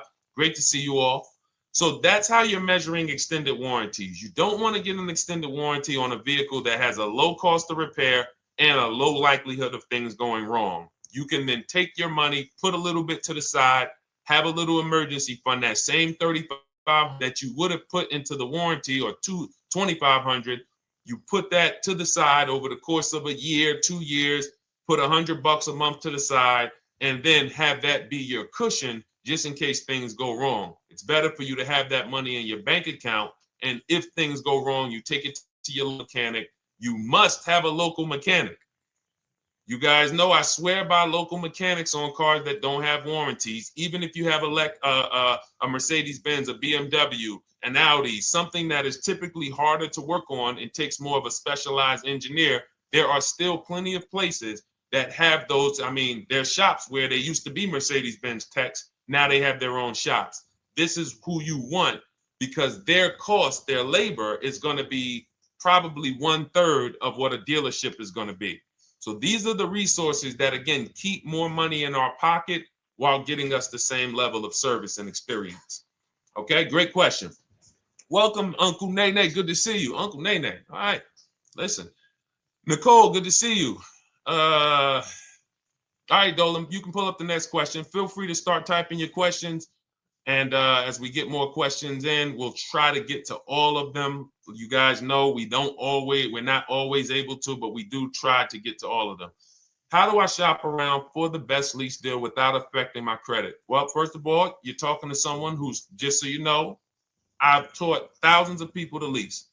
I've gotten 7 leases. Now, when we look at what we are doing with a lease, first, we have to consider how we want the information presented to us. We are not letting dealers tell us how they're going to quote us. We are telling the dealers how to quote us. So we are going to have all our quotes. Thank you to everybody hitting the like button. I see you. I appreciate you. And shout out to the sharers. As I see people who share, I always like to give the shout outs to the people who share this broadcast with their friends and their family. And thank you to everyone who's giving gifts on TikTok and Instagram. Appreciate you all. So what we are doing when we're telling a dealership, you give us a quote with first month's payment only out of pocket, 12,000 miles per year, and put all the taxes and fees into the payment, assume tier 1. So we are presenting it now in my book and in my Shop with Deshone programs, my video checklist. I have all the templates. If you're going to do this yourself, you just need to remember how you're presenting this. You can call around to dealerships, because there's 2 ways to do this. Shopping from home. Cars from Home is about showing you guys, and I'm going to be showing you guys a ton of payments. And listen, I don't want you to feel bad, because some of you are going to see that you've left a lot of money on the table. Part of what I have to do here, and I've been doing it for 3-4 years now, is I have to tell you the bad news. For 3 years, I did a masterclass called Everything You're Doing Wrong Buying, Selling, and Leasing Cars. We put probably over 15,000 people through that masterclass. But those were people who were willing to hear the bad news They knew, Deshone, I didn't. I got to hear the bad news to get to the good news. So as I show the difference in the prices that we get and the people who listen to me get, more than, forget about me, the people who are like you, the people who are on a live, saw a video, and then took action and learned what we, and use our processes, the results they get compared to what you're getting. You're going to see, wow, they're saving $3, $5, $7, $10,000 more than me every single car. And so the Cars from Home system is about bidding. It's about turning your car purchase into a bid. You're no longer begging. You're no longer going into a dealership and begging one dealer to sell you a car, and then you go to another dealer and beg them, sell me this car, please take my money, please take my money. Meanwhile, you're not seeing the entire market and the people who would compete to get your business and gladly give you the service that you deserve by giving them a $30 to $50 to $100,000 transaction, which is what your car purchase is. So now so the big thing to understand right off the top is, now I need to learn this bidding. I need to learn to get multiple offers. So you can do this by phone. You want to do this by phone, you can call around, but you must give them that information in order for you to compare the deals the right way. Lynette, good to see you. Christina, good to see you. Melvin, good to see you checking in. Rudolph, I see you. Once you actually give them that information, 12,000 miles per year, first month's payment only, due at signing, taxes and fees in the payment, assume tier one. I want the tier one offer. Even if you think I not qualify. Now, if you got a credit score above 670, all your FICO scores, most of you will qualify for most tier one leases. So you want to see, what does this look like as I get my offers? Once you get your offers in this format, you can use the 1% rule as the gauge. The 1% rule is been around for more than 20 years. Everyone who leases and who's savvy, we understood if your lease payment is 1% of the MSRP or less, you stole the car. That includes taxes, that includes fees. You're still in the car. So example, we're looking at a $30,000 car, Hyundai Sonata or a Hyundai Elantra, $30,000 car. When we shop all our offers, if that lease payment is $300 per month, with only $300 due at signing. In other words, I show up, here's $300. Good to see you, GDTV. Thank you for checking in on YouTube. Once I give you that $300, that's my payment for the next 35 months. So that's a very, very low percentage of the car you're paying. It's a 1% rule. Now, in order to get a 1% lease, you need a great lease program, which means the bank has to be supporting the car, rebates, incentives, and then you need the biggest discount, the dealer who's going to give you the biggest discount. Now, one of those we can control. One of them we can't. Which one can't we control? And for those of you who are new here, we don't play around here. But my people who are moving, and again, I'll show you, like a lot of people, we got a lot of people who've been following us, using our processes. They're locked in. They're not casually on a live here. We're not casually here talking. They are locked in. Like, boom, okay, I hear you. They're answering, they're typing, they're not, vacuuming in the kitchen and trying to hear. You can't do. We're talking about your second most expensive purchase of your life. It's going to be, you got to lock in. You got to challenge yourself to block out the distractions while we're on this stream, because this is your money. And if you don't take your money seriously, the car salesman will take your money seriously. Oh, I like that. Praise the Lord. God is good. You don't take your money seriously, the car salesman will take your money seriously. Man.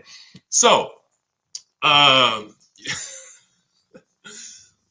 right, now somebody remind me the question I asked. I got so happy about that little catchphrase that I forgot who we were. So I know we were discussing, okay, we're talking about the 1% rule. So now, one of the things we can't control is the bank.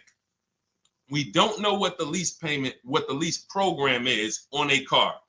So when we shop cars, we are going to now look at multiple offers, and here's what you're going to see. Now, I'm going to show you an example of how we know or how we expose where the dealers are concerning pricing. Now, you can't see this on TikTok, but on YouTube, Instagram, Facebook, you guys can see this. I'm going to tell you guys about it. YouTube just doesn't let us do the same type of stream.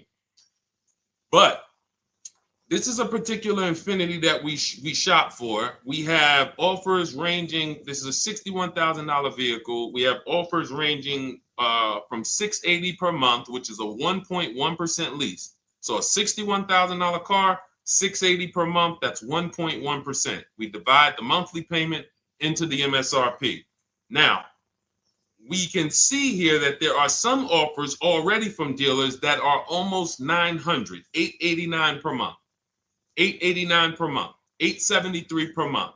So now when we look and we say, whoa, how can we have we have all these dealers have the exact same car, yet one of them is $200 per month higher than another dealer. Exactly. We call them the 80%. The 80%, even after back and forth, even after, hey, we'll take off some money. All right, we'll drop the payment $50 a month. Their offer is still so high. It's a horrible deal. Now, why would they offer this? And this is consistent. So I don't want y'all thinking, well, the dealers that I walk into, they're different, Deshone. They take off more money. It does not matter what you think. If you don't have the market reports, if you don't know how to get multiple offers so that you can see, we do this all around the country. We have students all around the country in Cars from Home. We have people we shop for. We have over 13,000 books sold now. Like, we have lots of data to prove this. 80% of dealers are going to be overpriced. This is another particular deal on a Toyota, a market report. And you guys can see that the out-the-door prices here, list price, $32,000. Out the door price with taxes and fees, $38,000. That means that dealer is charging all types of fees on top of their price. The $39,000 MSRP. Look at line number 3. $39,000. Out the door price is $41,000. We can see $39,000 out the door includes taxes, includes all the fees. So we can see that these out the door prices in the left, in the right column, are way higher than the MSRP, $35,798. Out the door price is $39,700. But look at the green. Look at the green. This is what we call, we found the dealer at this time who wanted to win the bid. They wanted to win the bid. They needed the car sold. This is a rotation. We don't say to them, wow, they won the bid one time, so they must win the bid all the time. No dealer can win the bid all the time, or they'll be out of business. But in this particular case, at this particular time, for this particular client, this dealer said, we're going to sell this car for that's $35,500, and out the door with taxes and all the fees, $34,994. That is a over $4,000 discount off this vehicle.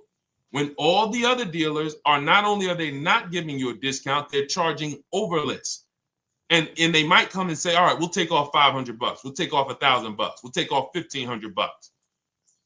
They might start so high with you guys that you think, wow, they started up here and I talked them down. They took off $3,000 from me, but they already were $3,000 in fake fees, protection plans, and all of this padding, dealer adjustments, which is fake fees. So whenever they say, because the dealer gets a minimum of a 6% profit margin, from list to invoice, we have profit. From invoice to holdback to triple net, we have money. That's all the profit margin. On top of that, when we add a dealer adjustment, what we're saying is we're going to sell this car to someone who does not have the skills to find our competition. And they're going to come in, and if we got to take off $2,000 to make them think they won, this is what we're going to do. But what we do here, what people like Brian is going to do, look, just finalize my first ever lease using your system, 2025 Honda HRV, $30,000 vehicle, $395 a month payment. no money down.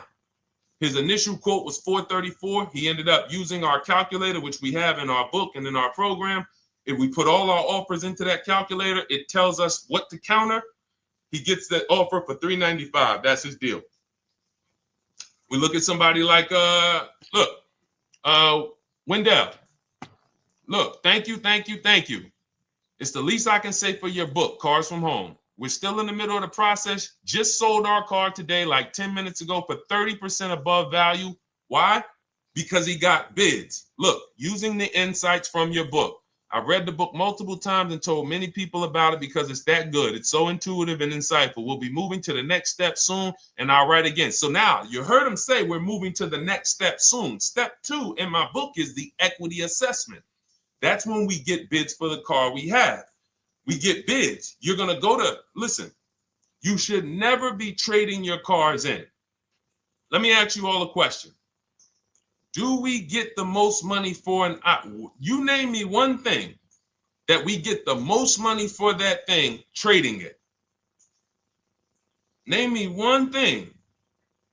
If I had this iPhone, do I get more money trading that iPhone in for another phone, or do I get more money listing it online and selling it to whoever will pay the most? Trading or selling?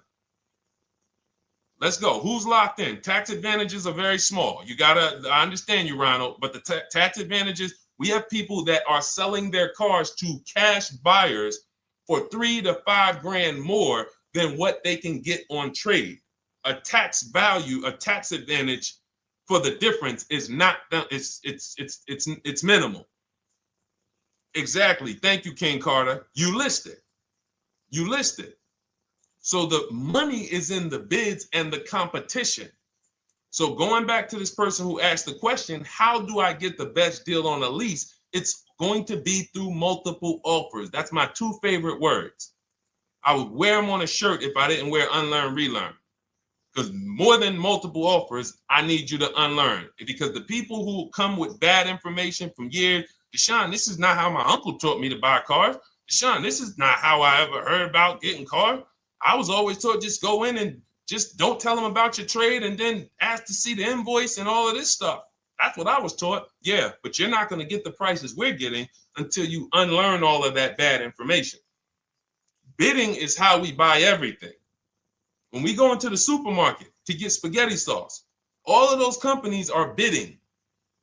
They're bidding. Hey, listen, we'll sell you this for $3.99. Hey, we'll sell you this for $5.29. But we got a better product. We got quality. Look at us. Look, it's all bids.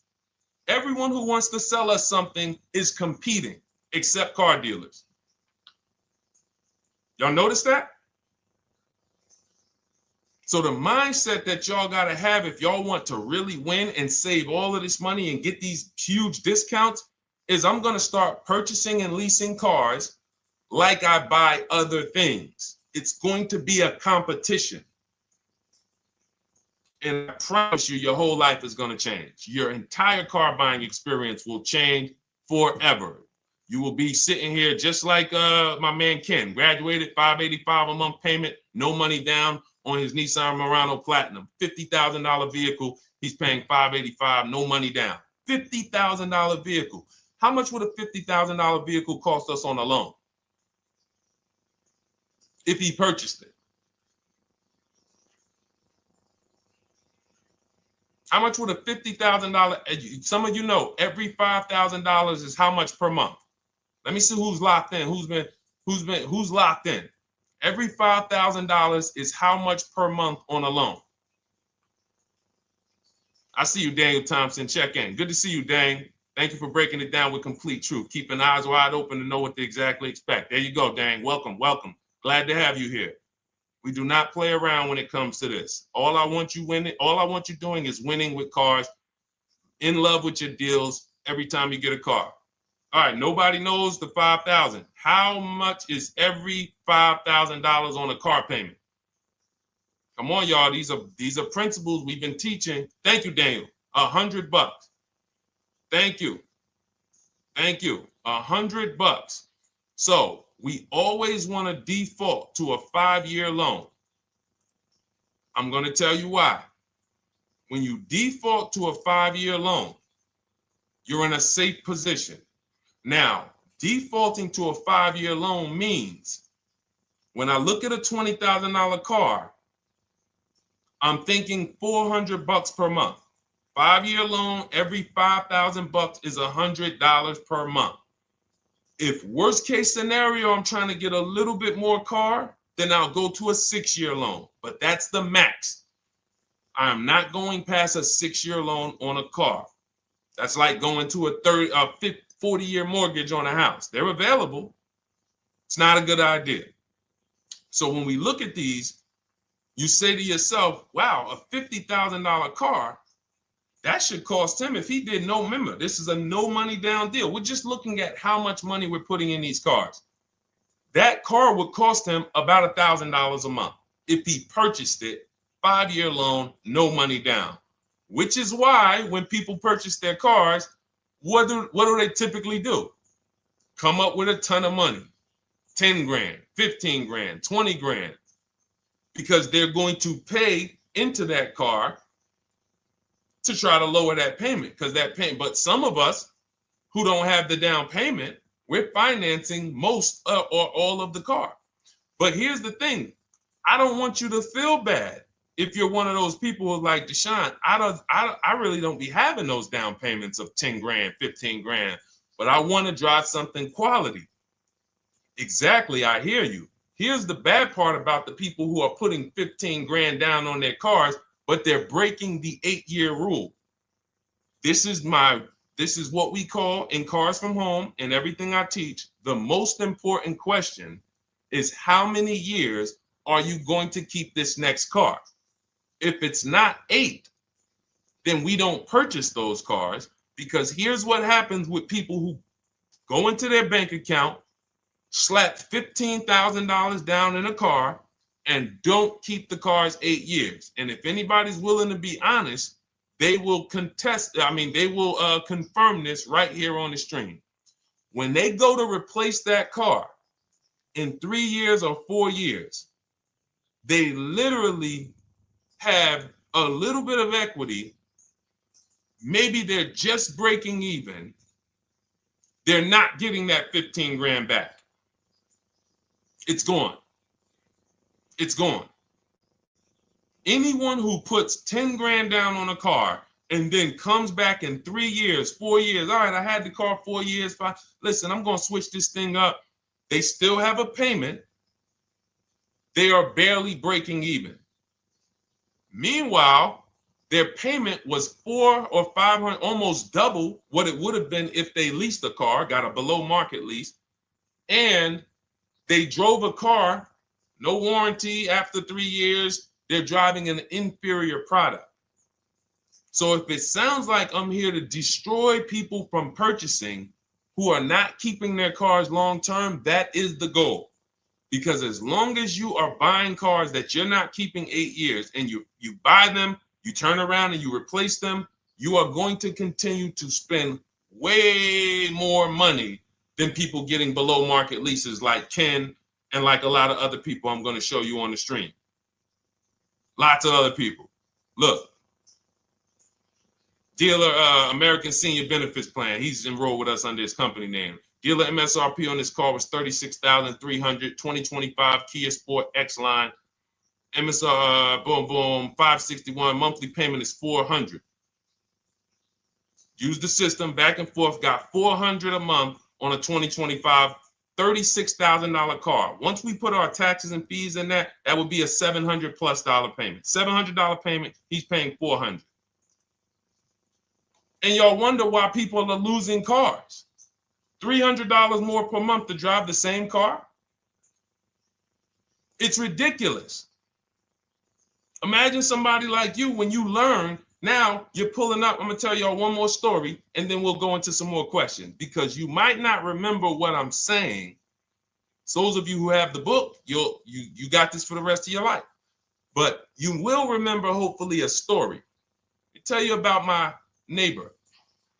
So my neighbor finds out that I'm into this car business and that I educate. And he said, hey, Deshone, I was watching some of your videos and I come across this 8-year rule that you teach.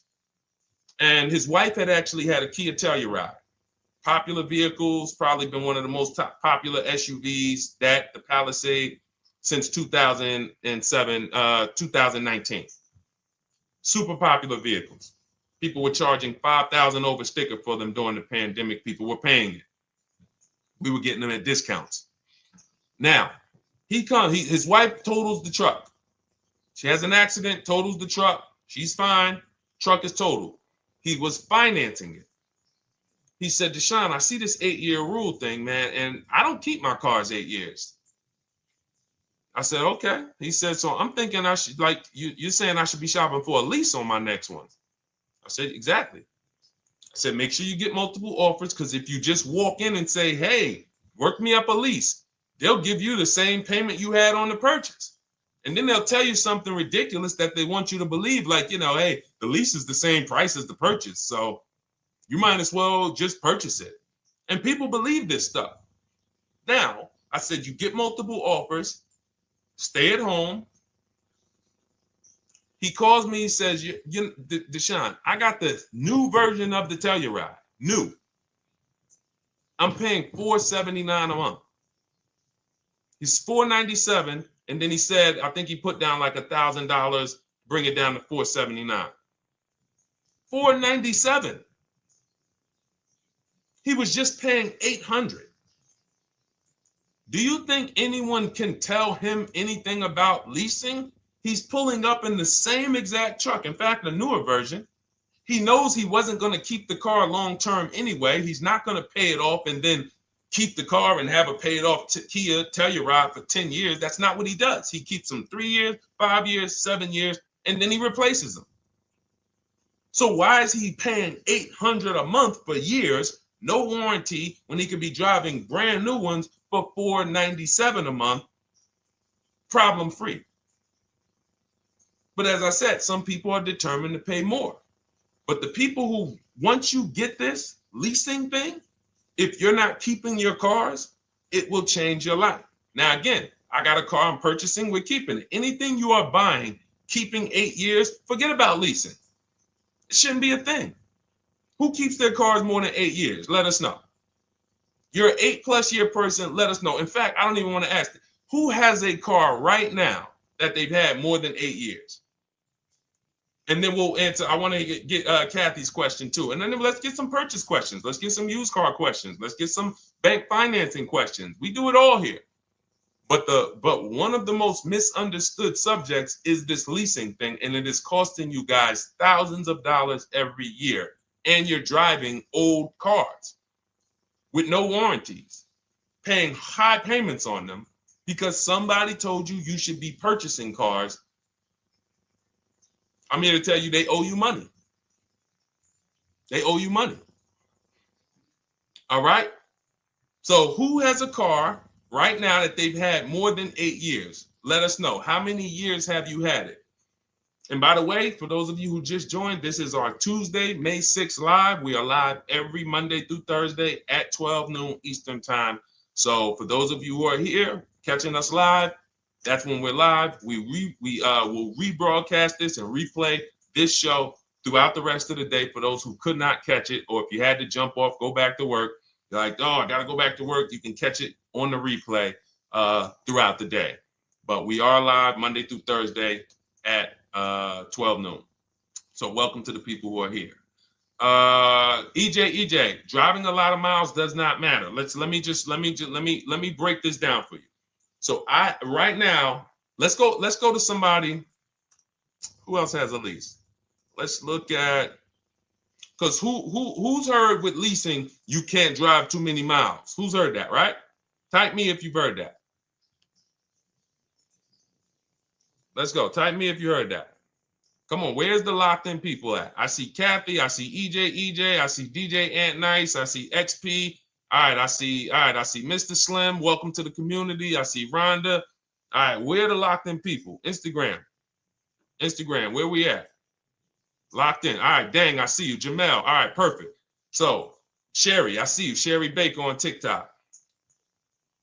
So you've heard, oh, you can't drive a lot of miles with a lease. Let's be clear here. You choose the mileage on your lease. It's not selected for you. In fact, the only time it is selected for you is if you don't realize you choose it.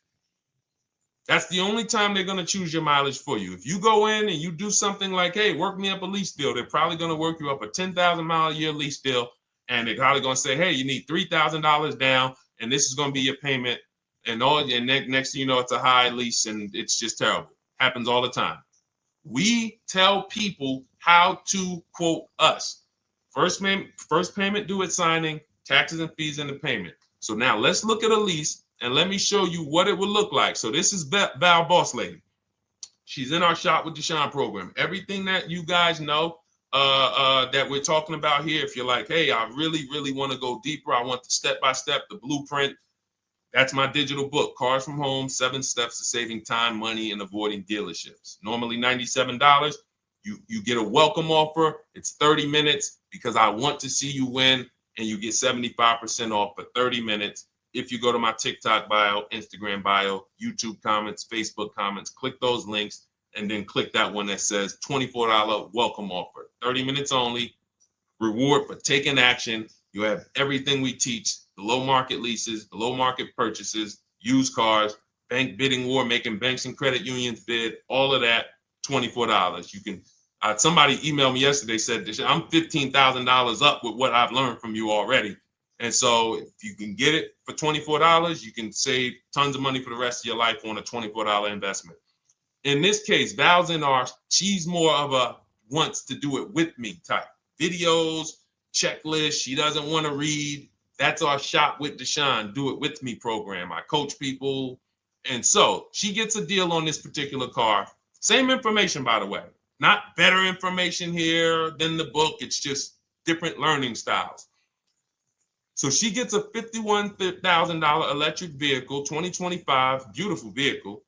She's paying 1.16. So her payment on this car, on this $51,000 car, let's continue to make sure we understand the price of these cars. $51,000 car, her payment is $591. No money down. Now, some of you might say, wow, if I got $591, I'd probably put like $3,000 down, bring it down to $499. You could do that. That's how we can do that because she already got an incredible deal. Then we're just determining how we want to structure our payment. And thank you for everybody sending me gifts. I appreciate you. Thank you for all the badges. I don't take it for granted. And thank you for everyone who's hit the like button. Those of you who are double tapping the screen. Every time you hit something on TikTok, you like it, you double tap the screen, you keep running those likes up. We appreciate you. It does matter. It helps spread the word. So let's say Val she's a high mileage driver like EJ. Let's say, EJ, how many miles per year do you drive? 20,000, 25,000? Let us know. I'm gonna show you why. In my book, I have 2 strategies for high mileage drivers. I'll tell it to you guys right now. How many miles a year do you drive, EJ? 25,000, 20,000? Those are both high. Let us know. Or if anybody, else, because, anybody else who's a high mileage driver, let us know. How many miles? 26. All right. Thank you, EJ. So let's just round that to 25 for now. Let's just round that to 25. So let's say instead of her $591 payment for a $51,000 car, now you could shop for a $30,000 car and you can have a 1% payment. If it was, a similar deal, you'd be paying $300 a month. In her case, she has a $51,000 car. She probably wanted a nice SUV that looks beautiful, that some other people are paying $1,000 a month for. She's paying $591. But if she wanted to bump it up to 15,000 miles a year, she'd be paying another $30 more per month. She'd be paying $620. Now, if she wanted to bump it up to 20,000 miles per year, she'd be paying probably another $80-90 per month. So she'd probably be paying $700 to drive 20,000 miles per year. Now, let me tell you guys, because some of you guys who are like, yo, man, those payments are high. We're talking about $50,000 cars here. So if you were shopping for a $30,000 car or $35,000 car, naturally, if we took the same exact numbers, let's take a $35,000 car, 1.16 lease. That's a 406 payment, probably $399. So now, in order to go, and let's say you're a high mileage driver, just like EJ, you want to add another 15,000 miles to your lease. You're probably going from 400 to 550 or 575. But you have all the mileage you need. And here's the beautiful thing about that. If I'm paying $175 more per month, but I get all the mileage I want, and when I drop this thing off, I get a new one, I don't have to worry about negative equity, and I put no money down. That is way better than what most people are doing out here, what everyone's doing. Because I'm gonna tell you what most high mileage drivers do who don't put money down. They will go in, buy a car, take a super long loan, 6 years, 7 years, just so they could afford the payment. Now, here's what happens. They drive the car, they put 25,000 miles a year on it. They come back in 3 years or 4 years, and they say, wow, I got 100,000 miles on this thing already. Let me go and swap out the car. What situation are they in at that point, guys? You put 100, you got a 6-year loan, average loan. You drove 25,000 miles per year. You put 100,000 miles on the car in 4 years. You come back, you still have 2 years of payments left. 15 grand negative equity. I used to see it all the time. Thank you, I am rich. Locked in on Instagram. I see you. Locked in. See it all the time. Every car salesman who has dealt with a normal 25,000 mile high mileage driver that does not keep their cars sees it all the time. They come in, yo, man, what you do for a living? Man, yeah, I do DoorDash, I do Uber. Oh man, I work in sales. You know, I'm on the road a lot. You know, I'm here. You know, all right, I want to replace this thing. I got like 110,000 on it. Okay, you still got a loan on it? Yeah. All right, we already know you got negative equity. Then we appraise the car. All right, the car's worth like 7,000. How much you owe? Man, you owe 19,000. All right, well, what can I do? Can you get me into something? Roll that loss all the way over. On top of that, you finance the car, so your payment is high. You finance the whole car, so you're paying a high payment compared to if you had leased, just literally shop for your leases, added your miles to the lease that you needed. You're paying $175 more per month. You got a brand new car. And I'm going to tell you, I did not make this up. I learned this from someone. A lot of what I'm teaching you, I learned from my clients when I was in the dealership. This guy, I worked at Hyundai for six weeks. Man, this dealership, the owners got indicted. I got out of there. Way before the owner got indicted. It just had straight up highway vibes, like the worst you could ever imagine. As I was in there for 6 weeks, I was a manager. I enjoyed being a manager. We did a lot of deals in my department in 6 weeks. But I said, I am out of this place. Anyway. But I learned something very valuable there. We had a client a customer was returning his lease on his Hyundai Sonata. Guy comes and I'm grounding the lease. I'm doing the paperwork for him. He has 72,000 miles on the car. 72,000 miles.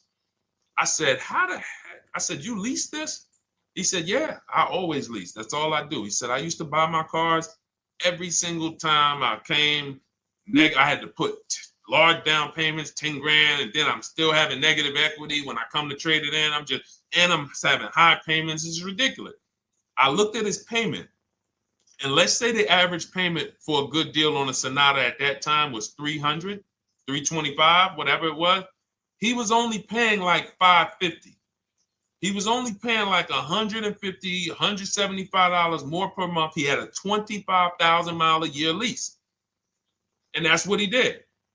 I drive these cars. I'm on the road. Boom, boom, boom. I change my tires. I do my maintenance. 3 years. It's a fixed cost. There's no variable cost. I don't have any surprises. I'm not getting hit with a negative equity bill that I got to transfer, which means when I transfer my negative equity, I get less car on the next transaction. Because if I got to bring over 15 grand of negative equity, that's probably 300 a month that I'm paying for my old car when I get my new car. So if my new car was 400 a month, but my negative equity is another 300 a month, I'm getting less car for my money because now I got to take all those losses and bring them over to my new car. This is high mileage drivers and people who don't understand leasing. That's why you're losing so much money. And when you just flip the switch and realize Deshone is not talking to me emotionally, I am not talking to you about never do this, never do this, like these other people who say this, do this. This is how you buy a car. They never talk numbers. Y'all notice that? You notice that, right? You never hear them talk numbers. It's always never do this, always do this. This is the worst way to do this. This is the most expensive way to do this. This costs you the most money. They never talk numbers, though. That's why everything I do is to show you the numbers. Thousands of transactions since 2006 in the car business, helping people the last 4 years all around the country. This is the numbers that they might not understand. So if you're not keeping your car 8 years, it does not matter if you drive 20,000 miles a year, 25,000. You should be looking at a high mileage lease. Or my second strategy for high mileage drivers is this, because some of you want a nice car.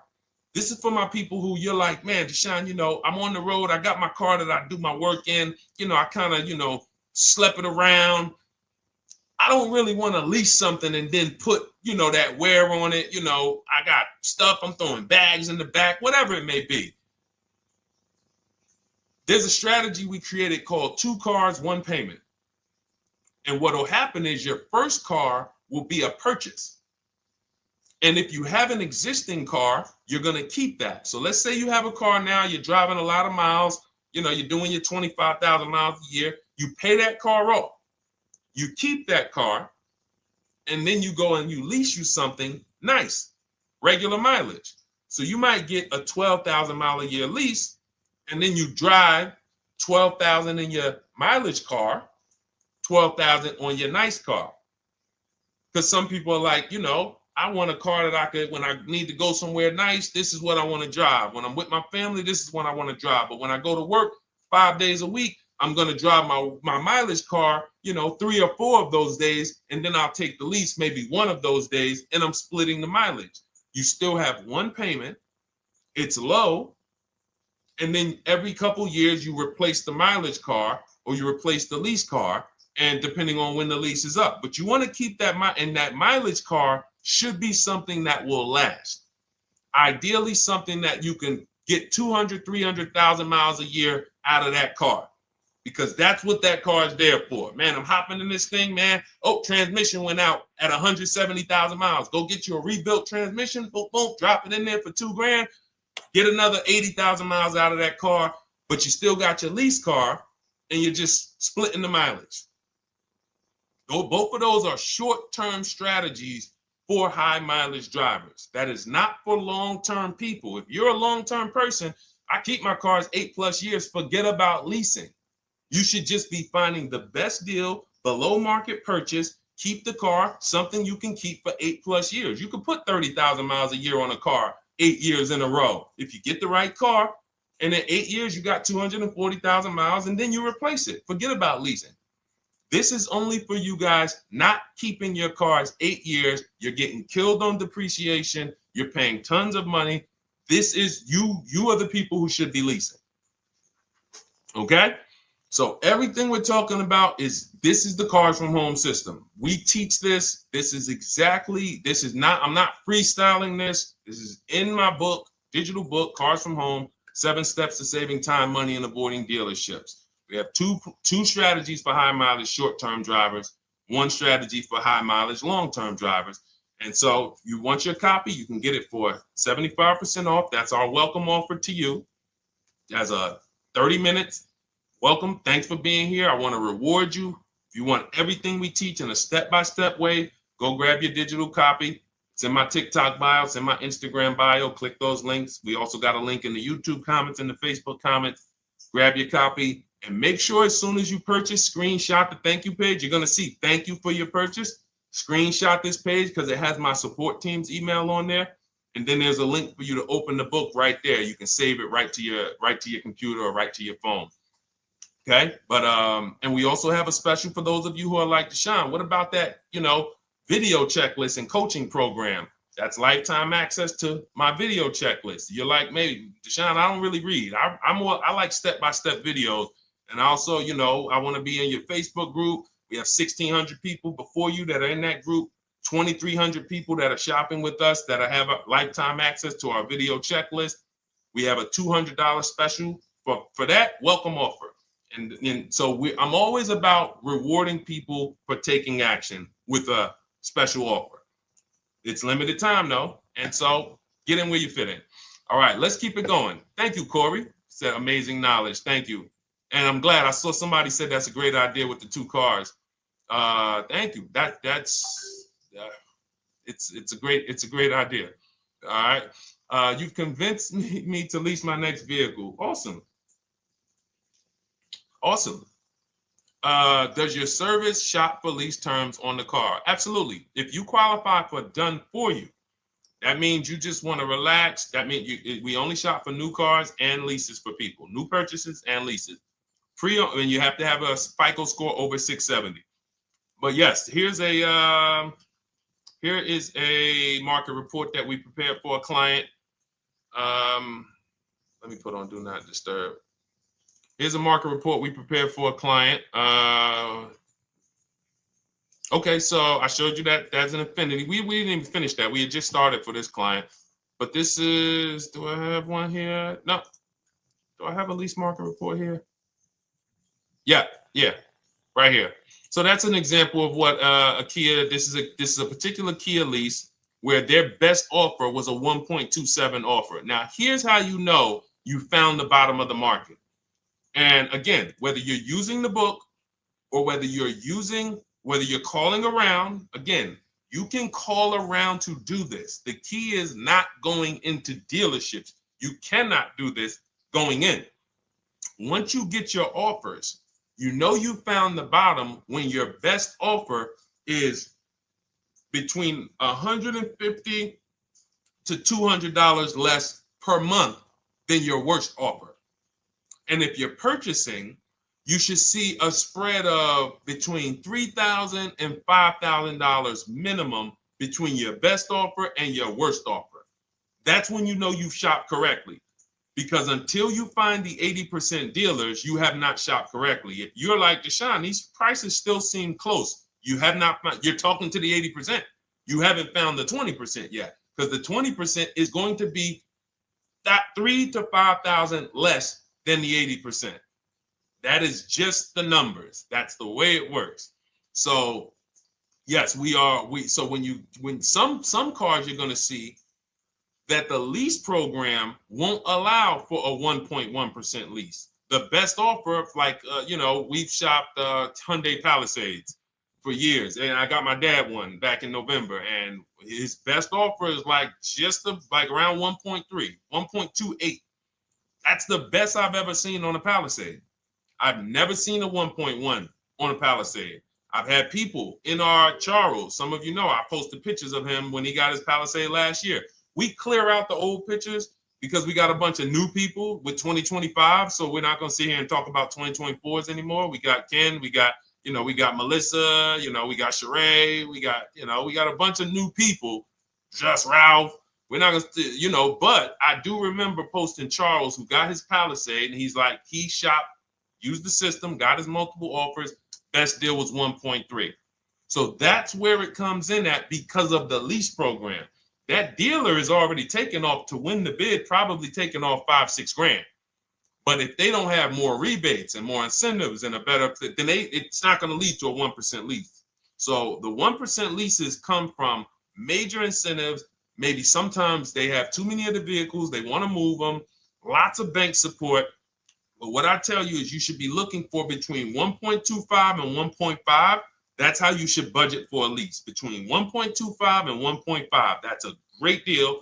And if it has a really aggressive lease program, once you get your bids, you're going to see it fall under the 1.25. You see it fall into 1.1, 1.2. but we don't know what the lease program will be until after we shop for that vehicle. Okay? So yes, absolutely. It's an empowering way to shop. It's also fun because you can see, man, I'm not begging anymore. Like these people are like, please do business with me. Please do business with me. And then you start to feel bad for everybody who's still in those dealerships doing it the old way because they're talking to the 80%. There's no way they can win. They don't even know there is an 80% to realize that's who they're talking to. So when the dealer says, all right, I'll take off $4,000, they're like, wow, I won. Man, the dealer took off $4,000. But if they saw the whole market, they would understand that that dealer actually is overpriced by $7,000, $10,000. So taking off the $4,000 means nothing. It's just sad. It's a sad thing. And that's why I spend my time trying to convert you guys from negotiating one-to-one to getting multiple offers so that you can see for yourself. All right. Thank you, Julie, name Richardson. Thank you for sharing. XP got the number 2 gifted badge. Forgive me because I don't really know what that means, but I just know that's what it's saying. So I appreciate it. Thank you, Corey22. Sherry Baker, thank you so much. Number 1 gifted badge. All right, let's go to some more questions. We got some more questions. Dolan, I'm sure you got a lot of them. And what I'm going to do for the rest of the broadcast is just try to do rapid fire questions and answers. Okay. And if you guys want me to go deeper on any particular subject, then just feel free to say, hey, could you go deeper on that? How do you get a car loan with bad credit? Well, we have a resource. It's not our company. We have nothing to do with them.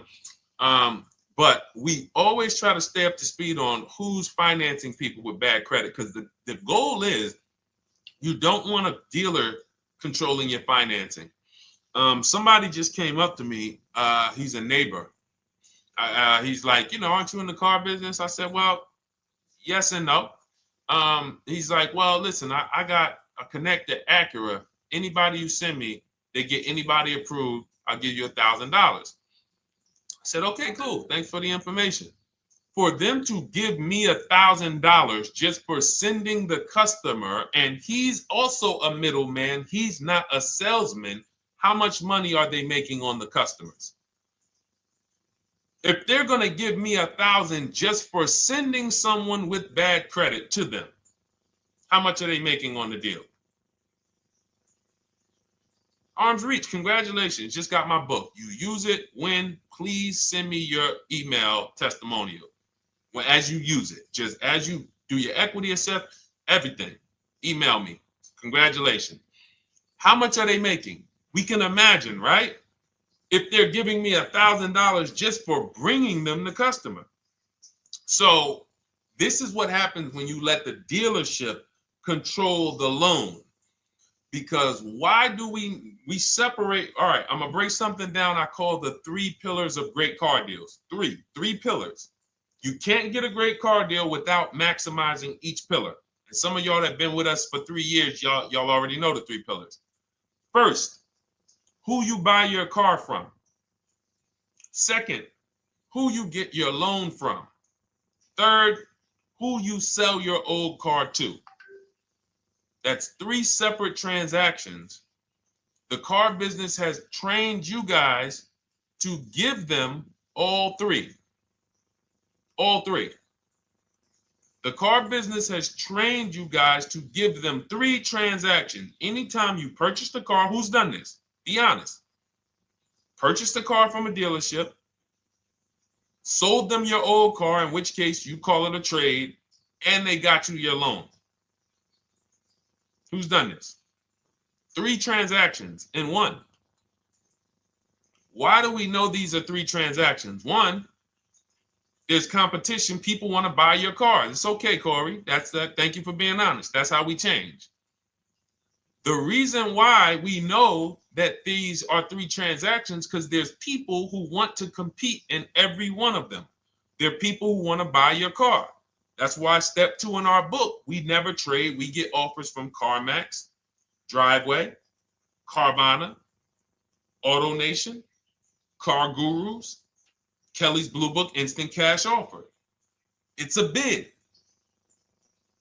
We just had someone sell their lease. Miss Hickman, she sold her lease, made $4,700 selling her lease. CarMax won the bid. Drove the car for 3 years, had equity. She dropped her lease off. They gave her $4,700. Won the bid. That's one pillar. Second, who I'm going to get my loan from if I'm getting a loan. Those of you who are paying cash or leasing, this is not a pillar. But we need to bid out our loan. We had a great talk yesterday on our show yesterday where I asked, who do you guys get your loans from? Most people said the bank, the credit union, the dealership. One person said the right answer, whoever gives me the best APR. That's the right answer. And then we have who we buy our car from. There's banks and credit unions that want to compete for our loan. There's multiple dealers who want to compete to sell us a car. So we can't get a great deal until we have bid out each pillar. And that's why when we have bad credit, if we let the dealer now control, this dealer has a car. We didn't bid out that car to find out, is it a great price? Now they're also giving me the loan and they're charging me 25%. We didn't bid that out to see, is that the best loan I could get, even with my bad credit? Is that the best loan I can get? So the key, what you want to do first, if you have bad credit, is I'm online looking for anyone who will finance me with bad credit separate from the dealer. I'm not going to Carvana.com and saying, hey, you can get a car with us you can get a loan with us as long as you buy a car from us. You're mixing the transactions. You're taking away my ability to get bids. I'm finding someone you should check out. There's a resource. Oh my goodness, what's the name of the company? It's in my book, but I want to give it to you. Goodness, it's slipping my mind right now. Send me an email or a DM, because here's the thing. If you use just that part and get the loan funded, but you don't know how to bid out everything else and structure your transactions, and are you keeping the car 8 years? Because if you're not keeping the car 8 years and you're like, Deshone, I hear you talking about leasing. I'm not keeping my car 8 years, but my credit's not good. The only purpose, if you telling me that I could be driving brand new cars for cents on the dollar, but I don't qualify right now, this car that I'm going to get is to set me up. So I'm not going to get a $30,000 car. I'm going to get me a $12,000 car, $10,000 car, the cheapest car I can get a loan on, so I can establish a payment history. And once I establish a 2-year payment history, yeah, I'm going to drive a car less than what I could drive. I got the money. I could afford more than this. But you're not setting yourself up for the right transaction. You should be setting yourself up and saying, all right, I'm going to sacrifice with this car, drive something that I know this is not my ideal car, but I'm going to build 2 years of payment history. So when I go and I swap into my lease in 2 years, I'm out with a brand new car. I'm paying cents on the dollar, and I won. But it was a plan. It was a long-term plan. This is the second most expensive purchase of your life. You can win every single time, or you can lose and set yourself and your family back 5 to 10 grand each car or more. Every time you get a car, it's 5 to 10 grand more you're coming out of your family's bank account than what could have. Then you got the car breaking down. Now you got tow trucks, all because you don't have an actual plan you're rolling out. And that's what I see a lot of people do with bad credit. Oh man, I got bad credit. I'm just going to go and get me something. I could afford $600 a month. And they go and buy the most expensive car. But because 25% interest is on the loan, they're not getting the most car for their money. Now, 3 years down the road, they're going to pay the high payment, still have negative equity because their interest is so high. And then they go and swap and do it again. And because the payment's so high and the car is older, because they want something fancy, but they really can't get that because, again, the interest is high. That's eating into their budget. Now they're going 3 years down the road. They missed 3 payments. They were late 3 times, so they're no closer to leasing. Credit's still bad. This is disaster. So if you're a long-term person, I break it down for you guys into two groups of people: long-term, short-term. Long-term high mileage driver, short-term high mileage driver, different plan. Long-term bad credit person, short-term bad credit person, different plan. If I'm a long-term person with bad credit, here's what I'm doing: finding the absolute best car I could find, getting bids, either new cars or used cars. We got the strategies for both. You can use the marketplaces, cars.com, Car Auto Trader. We got a whole strategy for how we find used cars, but you find that car, you pay your loan of 20%, 19%, 18%, if that's the best you can get. Because here's what you're going to do. In 2 years, you're not swapping into a lease. In 2 years, you've established a payment history, you fixed your credit, and now what are we going to do? You got a quality car. You're not thinking about trading it. You're not thinking about replacing it. You're like, man, this is my car. It's a great car. I'm just paying daggone 20% interest. What do I do now after 2 years? Now that my credit is good because I got a quality car, dependable car, I'm focused on fixing my credit over 2 years. What am I going to do after 2 years? Anybody?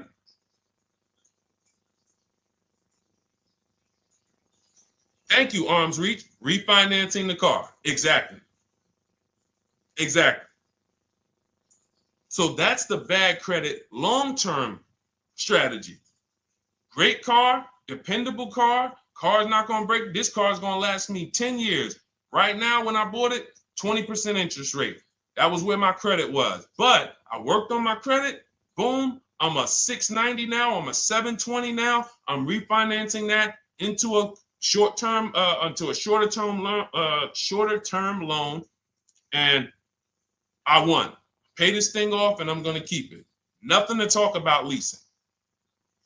Leasing only comes into play where the 8-year rule is concerned. I'm not keeping this next car 8 years. I should be setting myself up to lease, or I should be leasing. That's how I'm going to save the most money, keep the most money in my bank account, have the best car. Not even close. Not even close. All the wins for the purchasers are after 8 years. People who are like, man, Deshone, I got a car, man. I had this thing 12 years, man. It's been paid off for 6 years. I ain't had a payment. I love it. Long-term purchaser. You won. You won. Who's in that situation? Who has a car outside that they've had for more than a decade? Paid off. You can give it to your son. You can give it to your daughter. It's an extra car. That's purchasing. That's the wins. That's what we call the reward stage of purchasing. But you got to get there. All right. All right, let's go. A lot more questions. We got probably another 20 minutes we'll stay on, so let's keep it moving. But again, Lend Buzz, that's the company. Lend, Lendbuzz. They started, I started seeing them about 18 months, 2 years ago, and they were loaning to people with, international students, people who didn't have credit. You want to try to find a place that will fund you independent of the dealership. That is what your goal is at all times. Independent of the dealership. Here, you qualify based on your income and your credit. You qualify for $18,000. Go find a car now. That is what you want. You don't want people mixing the bank loan with the car and two pillars that they are controlling. We're controlling the price of this car. We're controlling your interest rate. We don't want that. Yep, exactly, Cindy. For those who just joined, this is our Tuesday, May 6th live. We do these lives Monday through Thursday at 12 noon, so you can tell your friends, family. We wanted to now come up with a constant and consistent time where I can meet with you guys. If you don't have, if you can't stay the whole broadcast, we will replay these throughout the day because sometimes people got to jet back to work. They're watching us on the lunch break. You can catch up on the whole rest of the show throughout the day, all the way up until tomorrow, and then over the weekend, we'll play a whole compilation of all the shows for people who really want to dig in and hear all the questions that we answered throughout the week on, Monday through Thursday. But if you want to join us live, set your calendar, set an alarm, meet us on any channel. We're on TikTok, Instagram, Facebook, and YouTube on the Deshone the Auto Advisor channels, 12 noon, Monday through Thursday. All right. Let's go. Next question, Dolan. All right. What are your thoughts on purchasing used versus new? It's a great question, Kathy. For me, it's a matter of budget and values. It's only a matter of values if you can afford both. So if you can get everything you want in a new car for your budget, everything you want, everything that you need, and you can afford it in a new car, you have the option to choose both. So it becomes a matter of values. In my book, I teach, are you a person who's like, I want to reward myself. I only get a new car every decade. I'm going to keep this thing 10 years. I want the latest and greatest. Therefore, I'm going to shop and get the best offer, get me a below market purchase. Because y'all notice I always put in a caveat of a below market purchase, below market lease. That's all we're talking about here with Cars from Home. That's all we're talking about. You need to, every purchase you make or lease you get, you want it to be a below market lease or purchase. So now, if I could afford both, is it I'm going to reward myself with a new vehicle, or do I have these other values where I actually want to knock 20 to 30 to 40% off the price to get even more for my money? So that's really up to you if you can afford both. There's no right or wrong there. It's a matter of, like I said, the values. Now, some of you once you look at your budget, I have a tool in my book and in our video checklist, the coaching program called the Perfect Budget Calculator. We invented this. So it's not on Google. You'll hear a lot of the stuff, almost nothing we teach. You're like, if you ever go to look for it, the 8-year rule. No one talks about it. We created it. This is our intellectual property that we created to teach you guys to create these boundaries, the rule of 72 and the 10th birthday, 1.5% rule for overpaying for leases. These are all things that are absolutely proprietary to Cars from Home. But one of them is this Perfect Budget Calculator. Sometimes when we're factoring budgets with most calculators, they don't include fees that we know dealers have. And I'm talking about legitimate fees, tax, documentation fee, motor vehicles. So we're putting our budgets together, but we always get caught out there. Who's had that happen? You got it all figured out. You get to the dealership, you bought the car, and they're like, well, what are you going to do with the fees? Because you got $3,000 in taxes and fees. And you're like, whoa, where'd that come from? Sometimes they're lying and sometimes it's legit. But none of these calculators factor in the fees and everything like that. So we created this Perfect Budget Calculator that does. But here's the thing. Once you find out what your budget is, even if you're budgeting with a normal calculator, just add a couple thousand to account for the taxes and the fees. But you might see, I can't get everything I want in a new car for this budget. Everything I need, I can't get for this $24,000, in which case I need to go and look for a pre-owned one. So that's why I said, in reference to your question, Kathy, what are my thoughts on purchasing used versus new? It's a matter of values and budget. Budget first, because budget will determine if you can afford both and get what you want. But if you can afford both and get what you want, then it's a matter of values. Okay? So again, everything we're going over is in my new digital book. It's called Cars from Home, 7 Steps to Saving Time, Money, and Avoiding Dealerships. It's 5-star rated. Thank you to everybody who has taken the time to rate it and review it on Goodreads.com. It means a lot. And we can't continue to get this information out without you guys. So we appreciate you. And you can get your copy instead of $97, you can get your copy for $24 as part of our welcome offer. So that's 75% off. If you go to my link in my TikTok bio, Instagram bio, the YouTube comments, and the Facebook comments, we have a link there for you guys. And you can grab it. It's a digital book, so you don't even have to wait.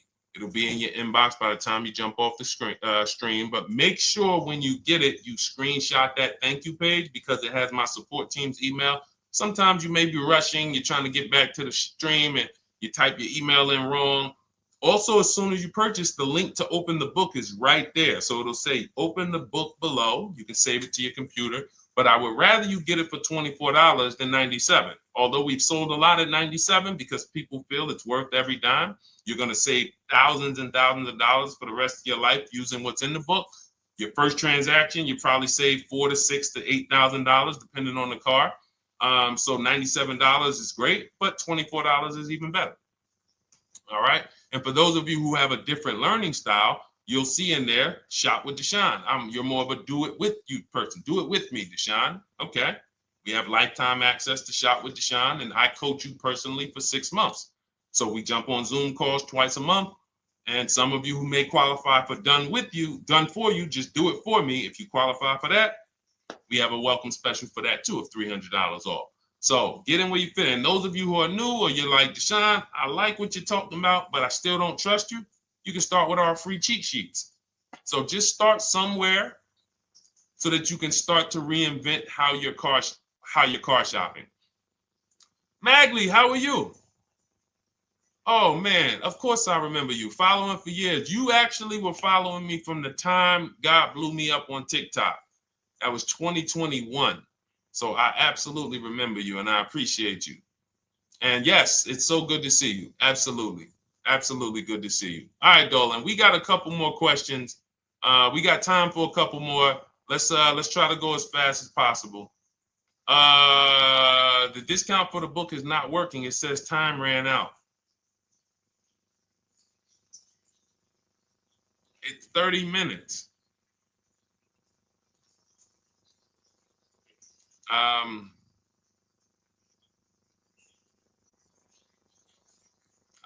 don't know. I don't know. Y'all help me out. I don't know what to do with that. I'm sorry. If the welcome offer for $24 was not really 30 minutes, then that means I'm just lying to you. You know what I mean? I'm just like, oh yeah, it's 30 minutes, but come back in 2 hours and it'll still be, you know what I mean? It's, start with the cheat sheets. You know what I'm saying? Like start with the cheat sheets. Get yourself your free cheat sheets, and start there. And when you feel better about working with us in some capacity, you go to the next step. Start with the free cheat sheets. All right, let's go, Dolan. So I'm a new driver. Should I be looking to be an 8-year person or a lease person? Well, I'll tell you this. I got 3 young adults.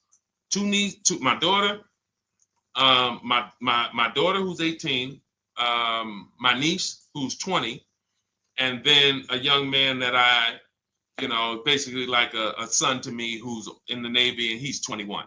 Well, he'll be 21 this year. So he's 20. Now, they all called me in the last 3 months because my daughter's getting her license. My daughter didn't call me. She's getting her license in the next, in June. And we've all talked about this. How should I get this car?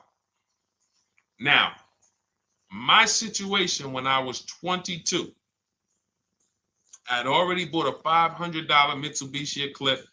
Transmission went out on me probably after 6 months. And then I bought a buy here, pay here car. This is before I got into the car business. I got into the car business, I was 22, working for Pontiac GMC Buick. So I get this buy here, pay here car. It was a quality Chevrolet Cavalier. I didn't know anything about cars, so I went to a local spot. They said, hey, put down this, just pay us $50 a week. So I did that. But 22, I had my daughter, and my boss says to me, hey, why don't you lease something?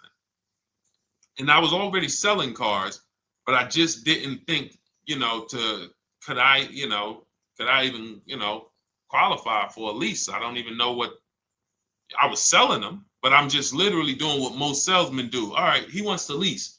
All right, what's the payment? Yeah, tell him it's this. All right, perfect. They said it's that. Oh, that's a little too high. All right, they said it's a little too high. All right, so that's what I was doing. I didn't really understand anything. That's most car salesmen. So I end up getting a Pontiac G6. I'm 22. I pay $256 a month. Now, it would have been less, but I didn't get a tier 1 approval because I didn't have, I think my credit was like mid sixes at that point. And you know, you really want to be over 670 to get most of the tier 1 approvals. But it would only raise my payment maybe 25 bucks. Wasn't a lot. Now I'm 22. I'm driving a brand new 2007. It's still 2006. 2007. I'm pulling up, brand new car, full warranty, $256 a month. At the same time, I have a friend, got a vehicle, Toyota, financed it, went in. She had, you know, we had our, she had a young child, a little older than us, maybe 1 or 2 years older than us. And then she goes and she purchases a car. $500 a month. She didn't get ripped. That's what a $20,000, $22,000 car costs. She got a Corolla. $500 a month. We're 22. Plus insurance. This is enough to break a young person, young family. I'm paying $256. She's paying $500. That right there. When I tell people that story, it's amazing to me how many people will say, Deshone, when I got my first car, my parents took me out. We financed this car. We financed this. I was paying $400, $500, $600 a month. Whether the parents were paying some of it, or they were paying some of it, or they were paying all of it. Thank you, Kathy. Appreciate you sharing. So this is what all of them, all three, well, 2 of them. I don't know about the young man. Because his parents.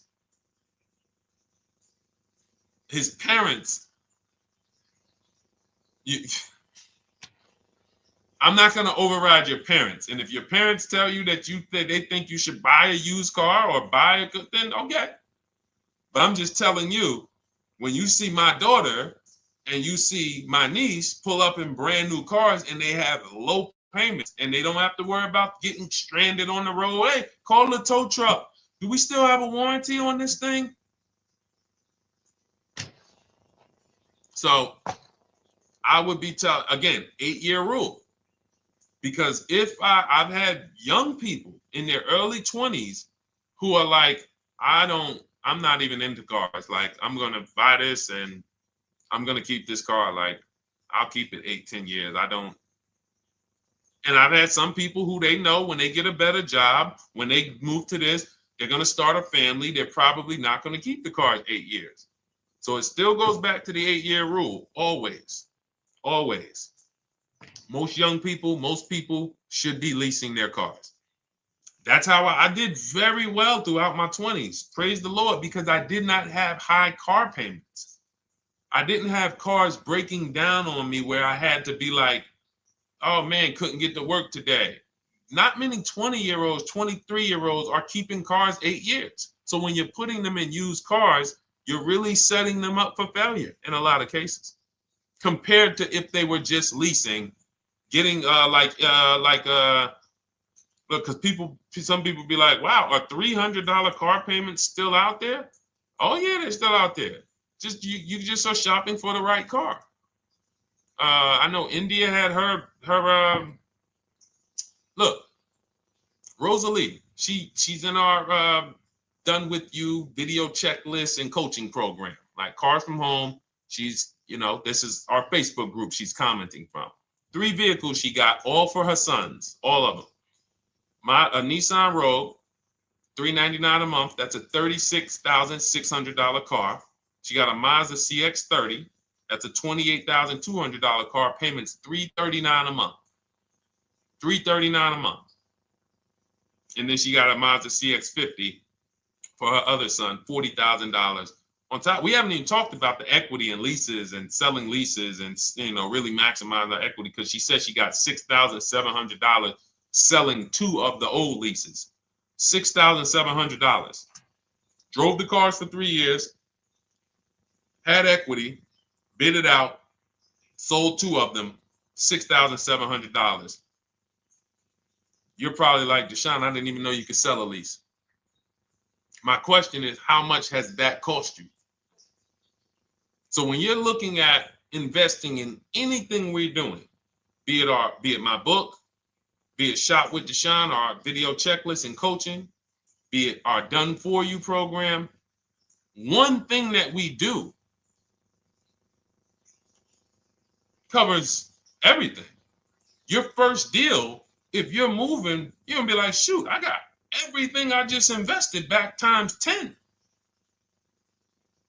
That's what we hold ourselves accountable to. Just her equity alone, she made $6,700 selling 2 cars. Didn't even know I could sell leases, and I just put $6,700 in my pocket selling 2 leases. Whoa. So $300 payments. Those would be perfect cars for young people.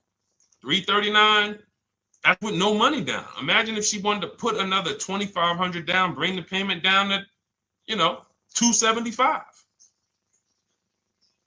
This is the way to be moving. And those of you who are getting this, are you getting this? If you're getting this, type some dollar signs. Who's getting this?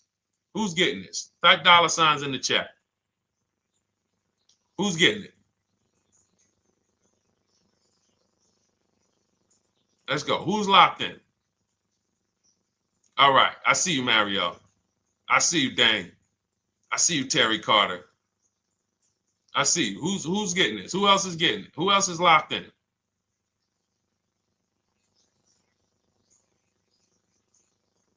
A lot of y'all on here. Listen. I see you, DJ and Nice. I see you, Arms Reach. And I can tell the people that's locked in because they be like, all right, Deshone, you said you're here for 90 minutes. I know we got about 3 minutes left. I mean, I'm hanging for this whole thing. I don't want to miss anything. Shout out to the people that are locked in.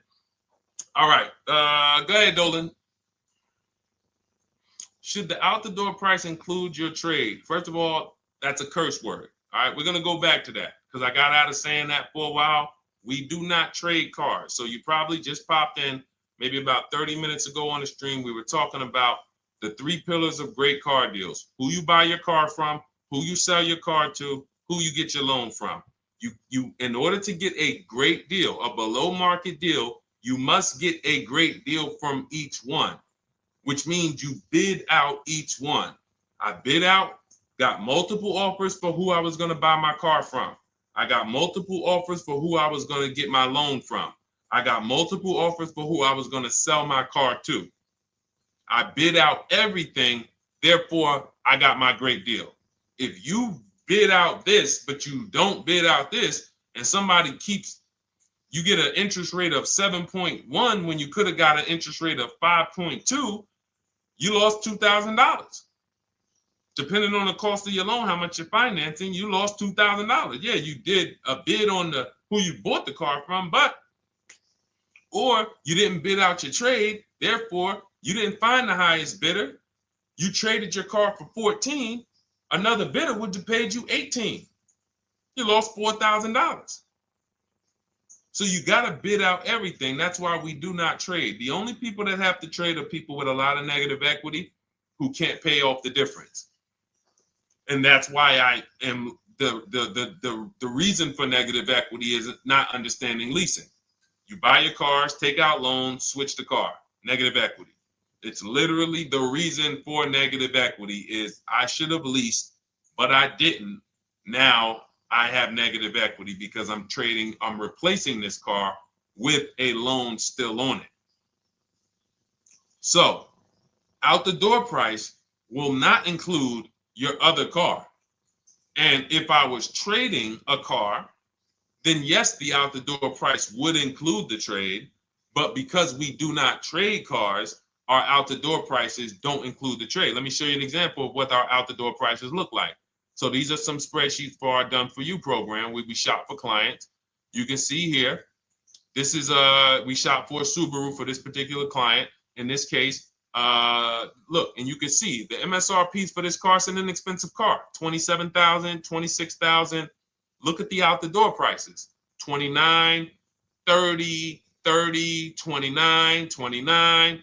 These are all out the door prices with the taxes and fees. So you can see these dealers are giving either no discount or a little discount.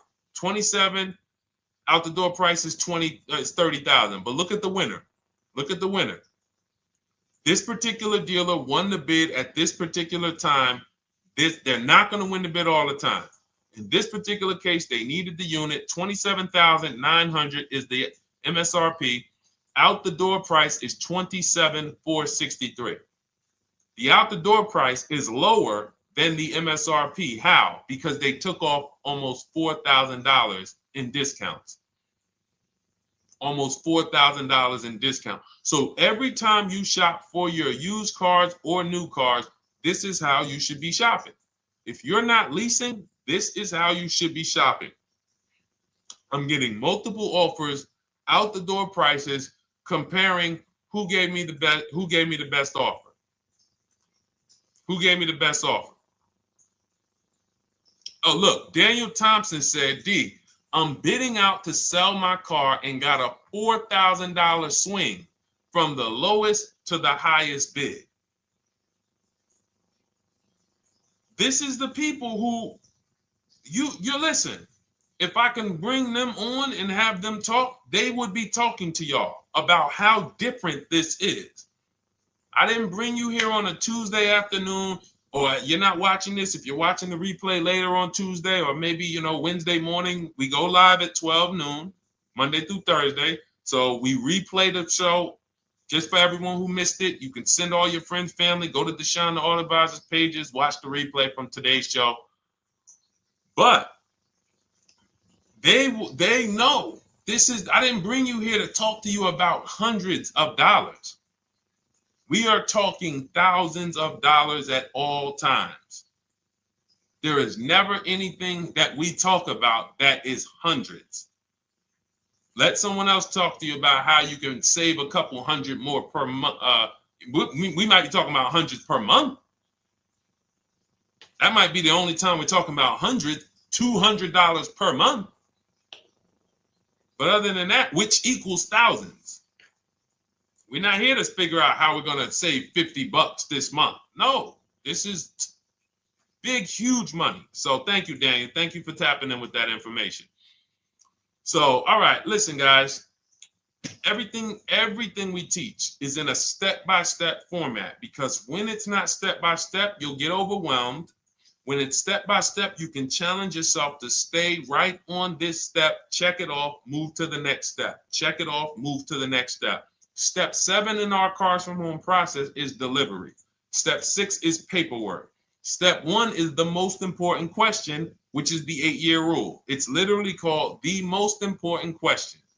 8-year rule. How many years are you keeping the next car? Step 2 is the equity assessment. That's why you heard Wendell in his book testimonial. He said, I just completed the equity assessment and we got 30% more than the book value. Bidding it out. He said, I'm about to move to the next step. So everything we teach is step. Step 3 is deal structure, where we budget and we see, all right, how much car can we afford? What does a good deal look like? Step 4, we go shopping, which is choosing what we want. Shopping, looking, doing. We're not buying it. We're shopping the market. We're test driving. We are literally choosing what we want. Shopping, enjoying shopping. Step 5 is multiple offers. That's when we're in talking to dealers online, getting offers, getting bids. Step 6 is paperwork and protection, to make sure that the offer we got is legit. We tied it up. Paperwork is right. We go over extended warranties, tire and wheel, maintenance plans. Do we need them? Key protection. Do we need any of this stuff? And step 7 is delivery. It is a step-by-step path. That is how people win. They're not coming into some college to learn how to be a car salesman or to learn everything I know. No, it's a path. So if you want the blueprint in book form, that's my digital book, Cars from Home, 7 Steps of Saving Time, Money, and Avoiding Dealerships. Normally $97, part of our 30-minute welcome offer. You can get yours for $24 in my TikTok bio, Instagram bio, the YouTube comments, and the Facebook comments. Click those links and then click the special $24 welcome offer. It's good for 30 minutes. And you'll save 75%. If for those of you who are like, Deshone, what about that video checklist? That is our Shop Done With You program. Cars from Home, done with you. You get lifetime access to everything we teach, all our below market videos, and it's short videos. I want you guys getting cars in 90 minutes. 90 minutes. Not shopping. The shopping might take you longer. Deciding what you want, you might be doing that for 2 months. But once you decide what you want, I want you to be able to get below market deals in 90 minutes. That's how I do it. We're not hours and hours to get these car deals. Some of these deals we make in literally 45 minutes over a 3-day period. So that is how we do it. And you'll have access to our coaching program. We do Zoom calls twice a month, first and third Wednesday. And you have a Facebook group with 1,600 people in it that have come before you in the last 3 years. And then for those of you who qualify for shop with done for me, just do it for me, Deshone. New cars, new cars and leases only. Credit score has to be over 670 FICO. Book a call with our team. Let's see if we can help you. All of those have welcome specials. The book is 75% off welcome special. Shop with Deshone is $200 off welcome special for 48 hours.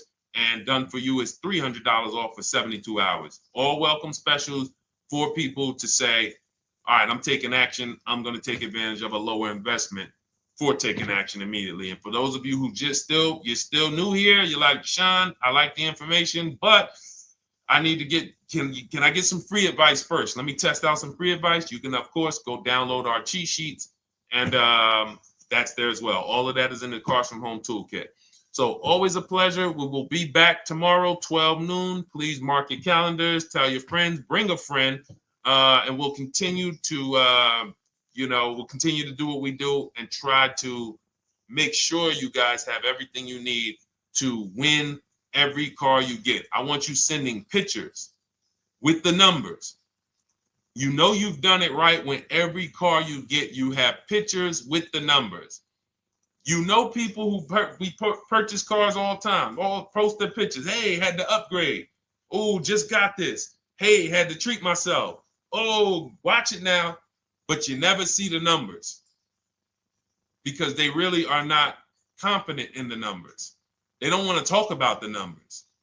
Everybody who shops with us, whether you're getting our book, whether you're using our stuff, and sometimes people who they piece together my social media videos and they'll get it done.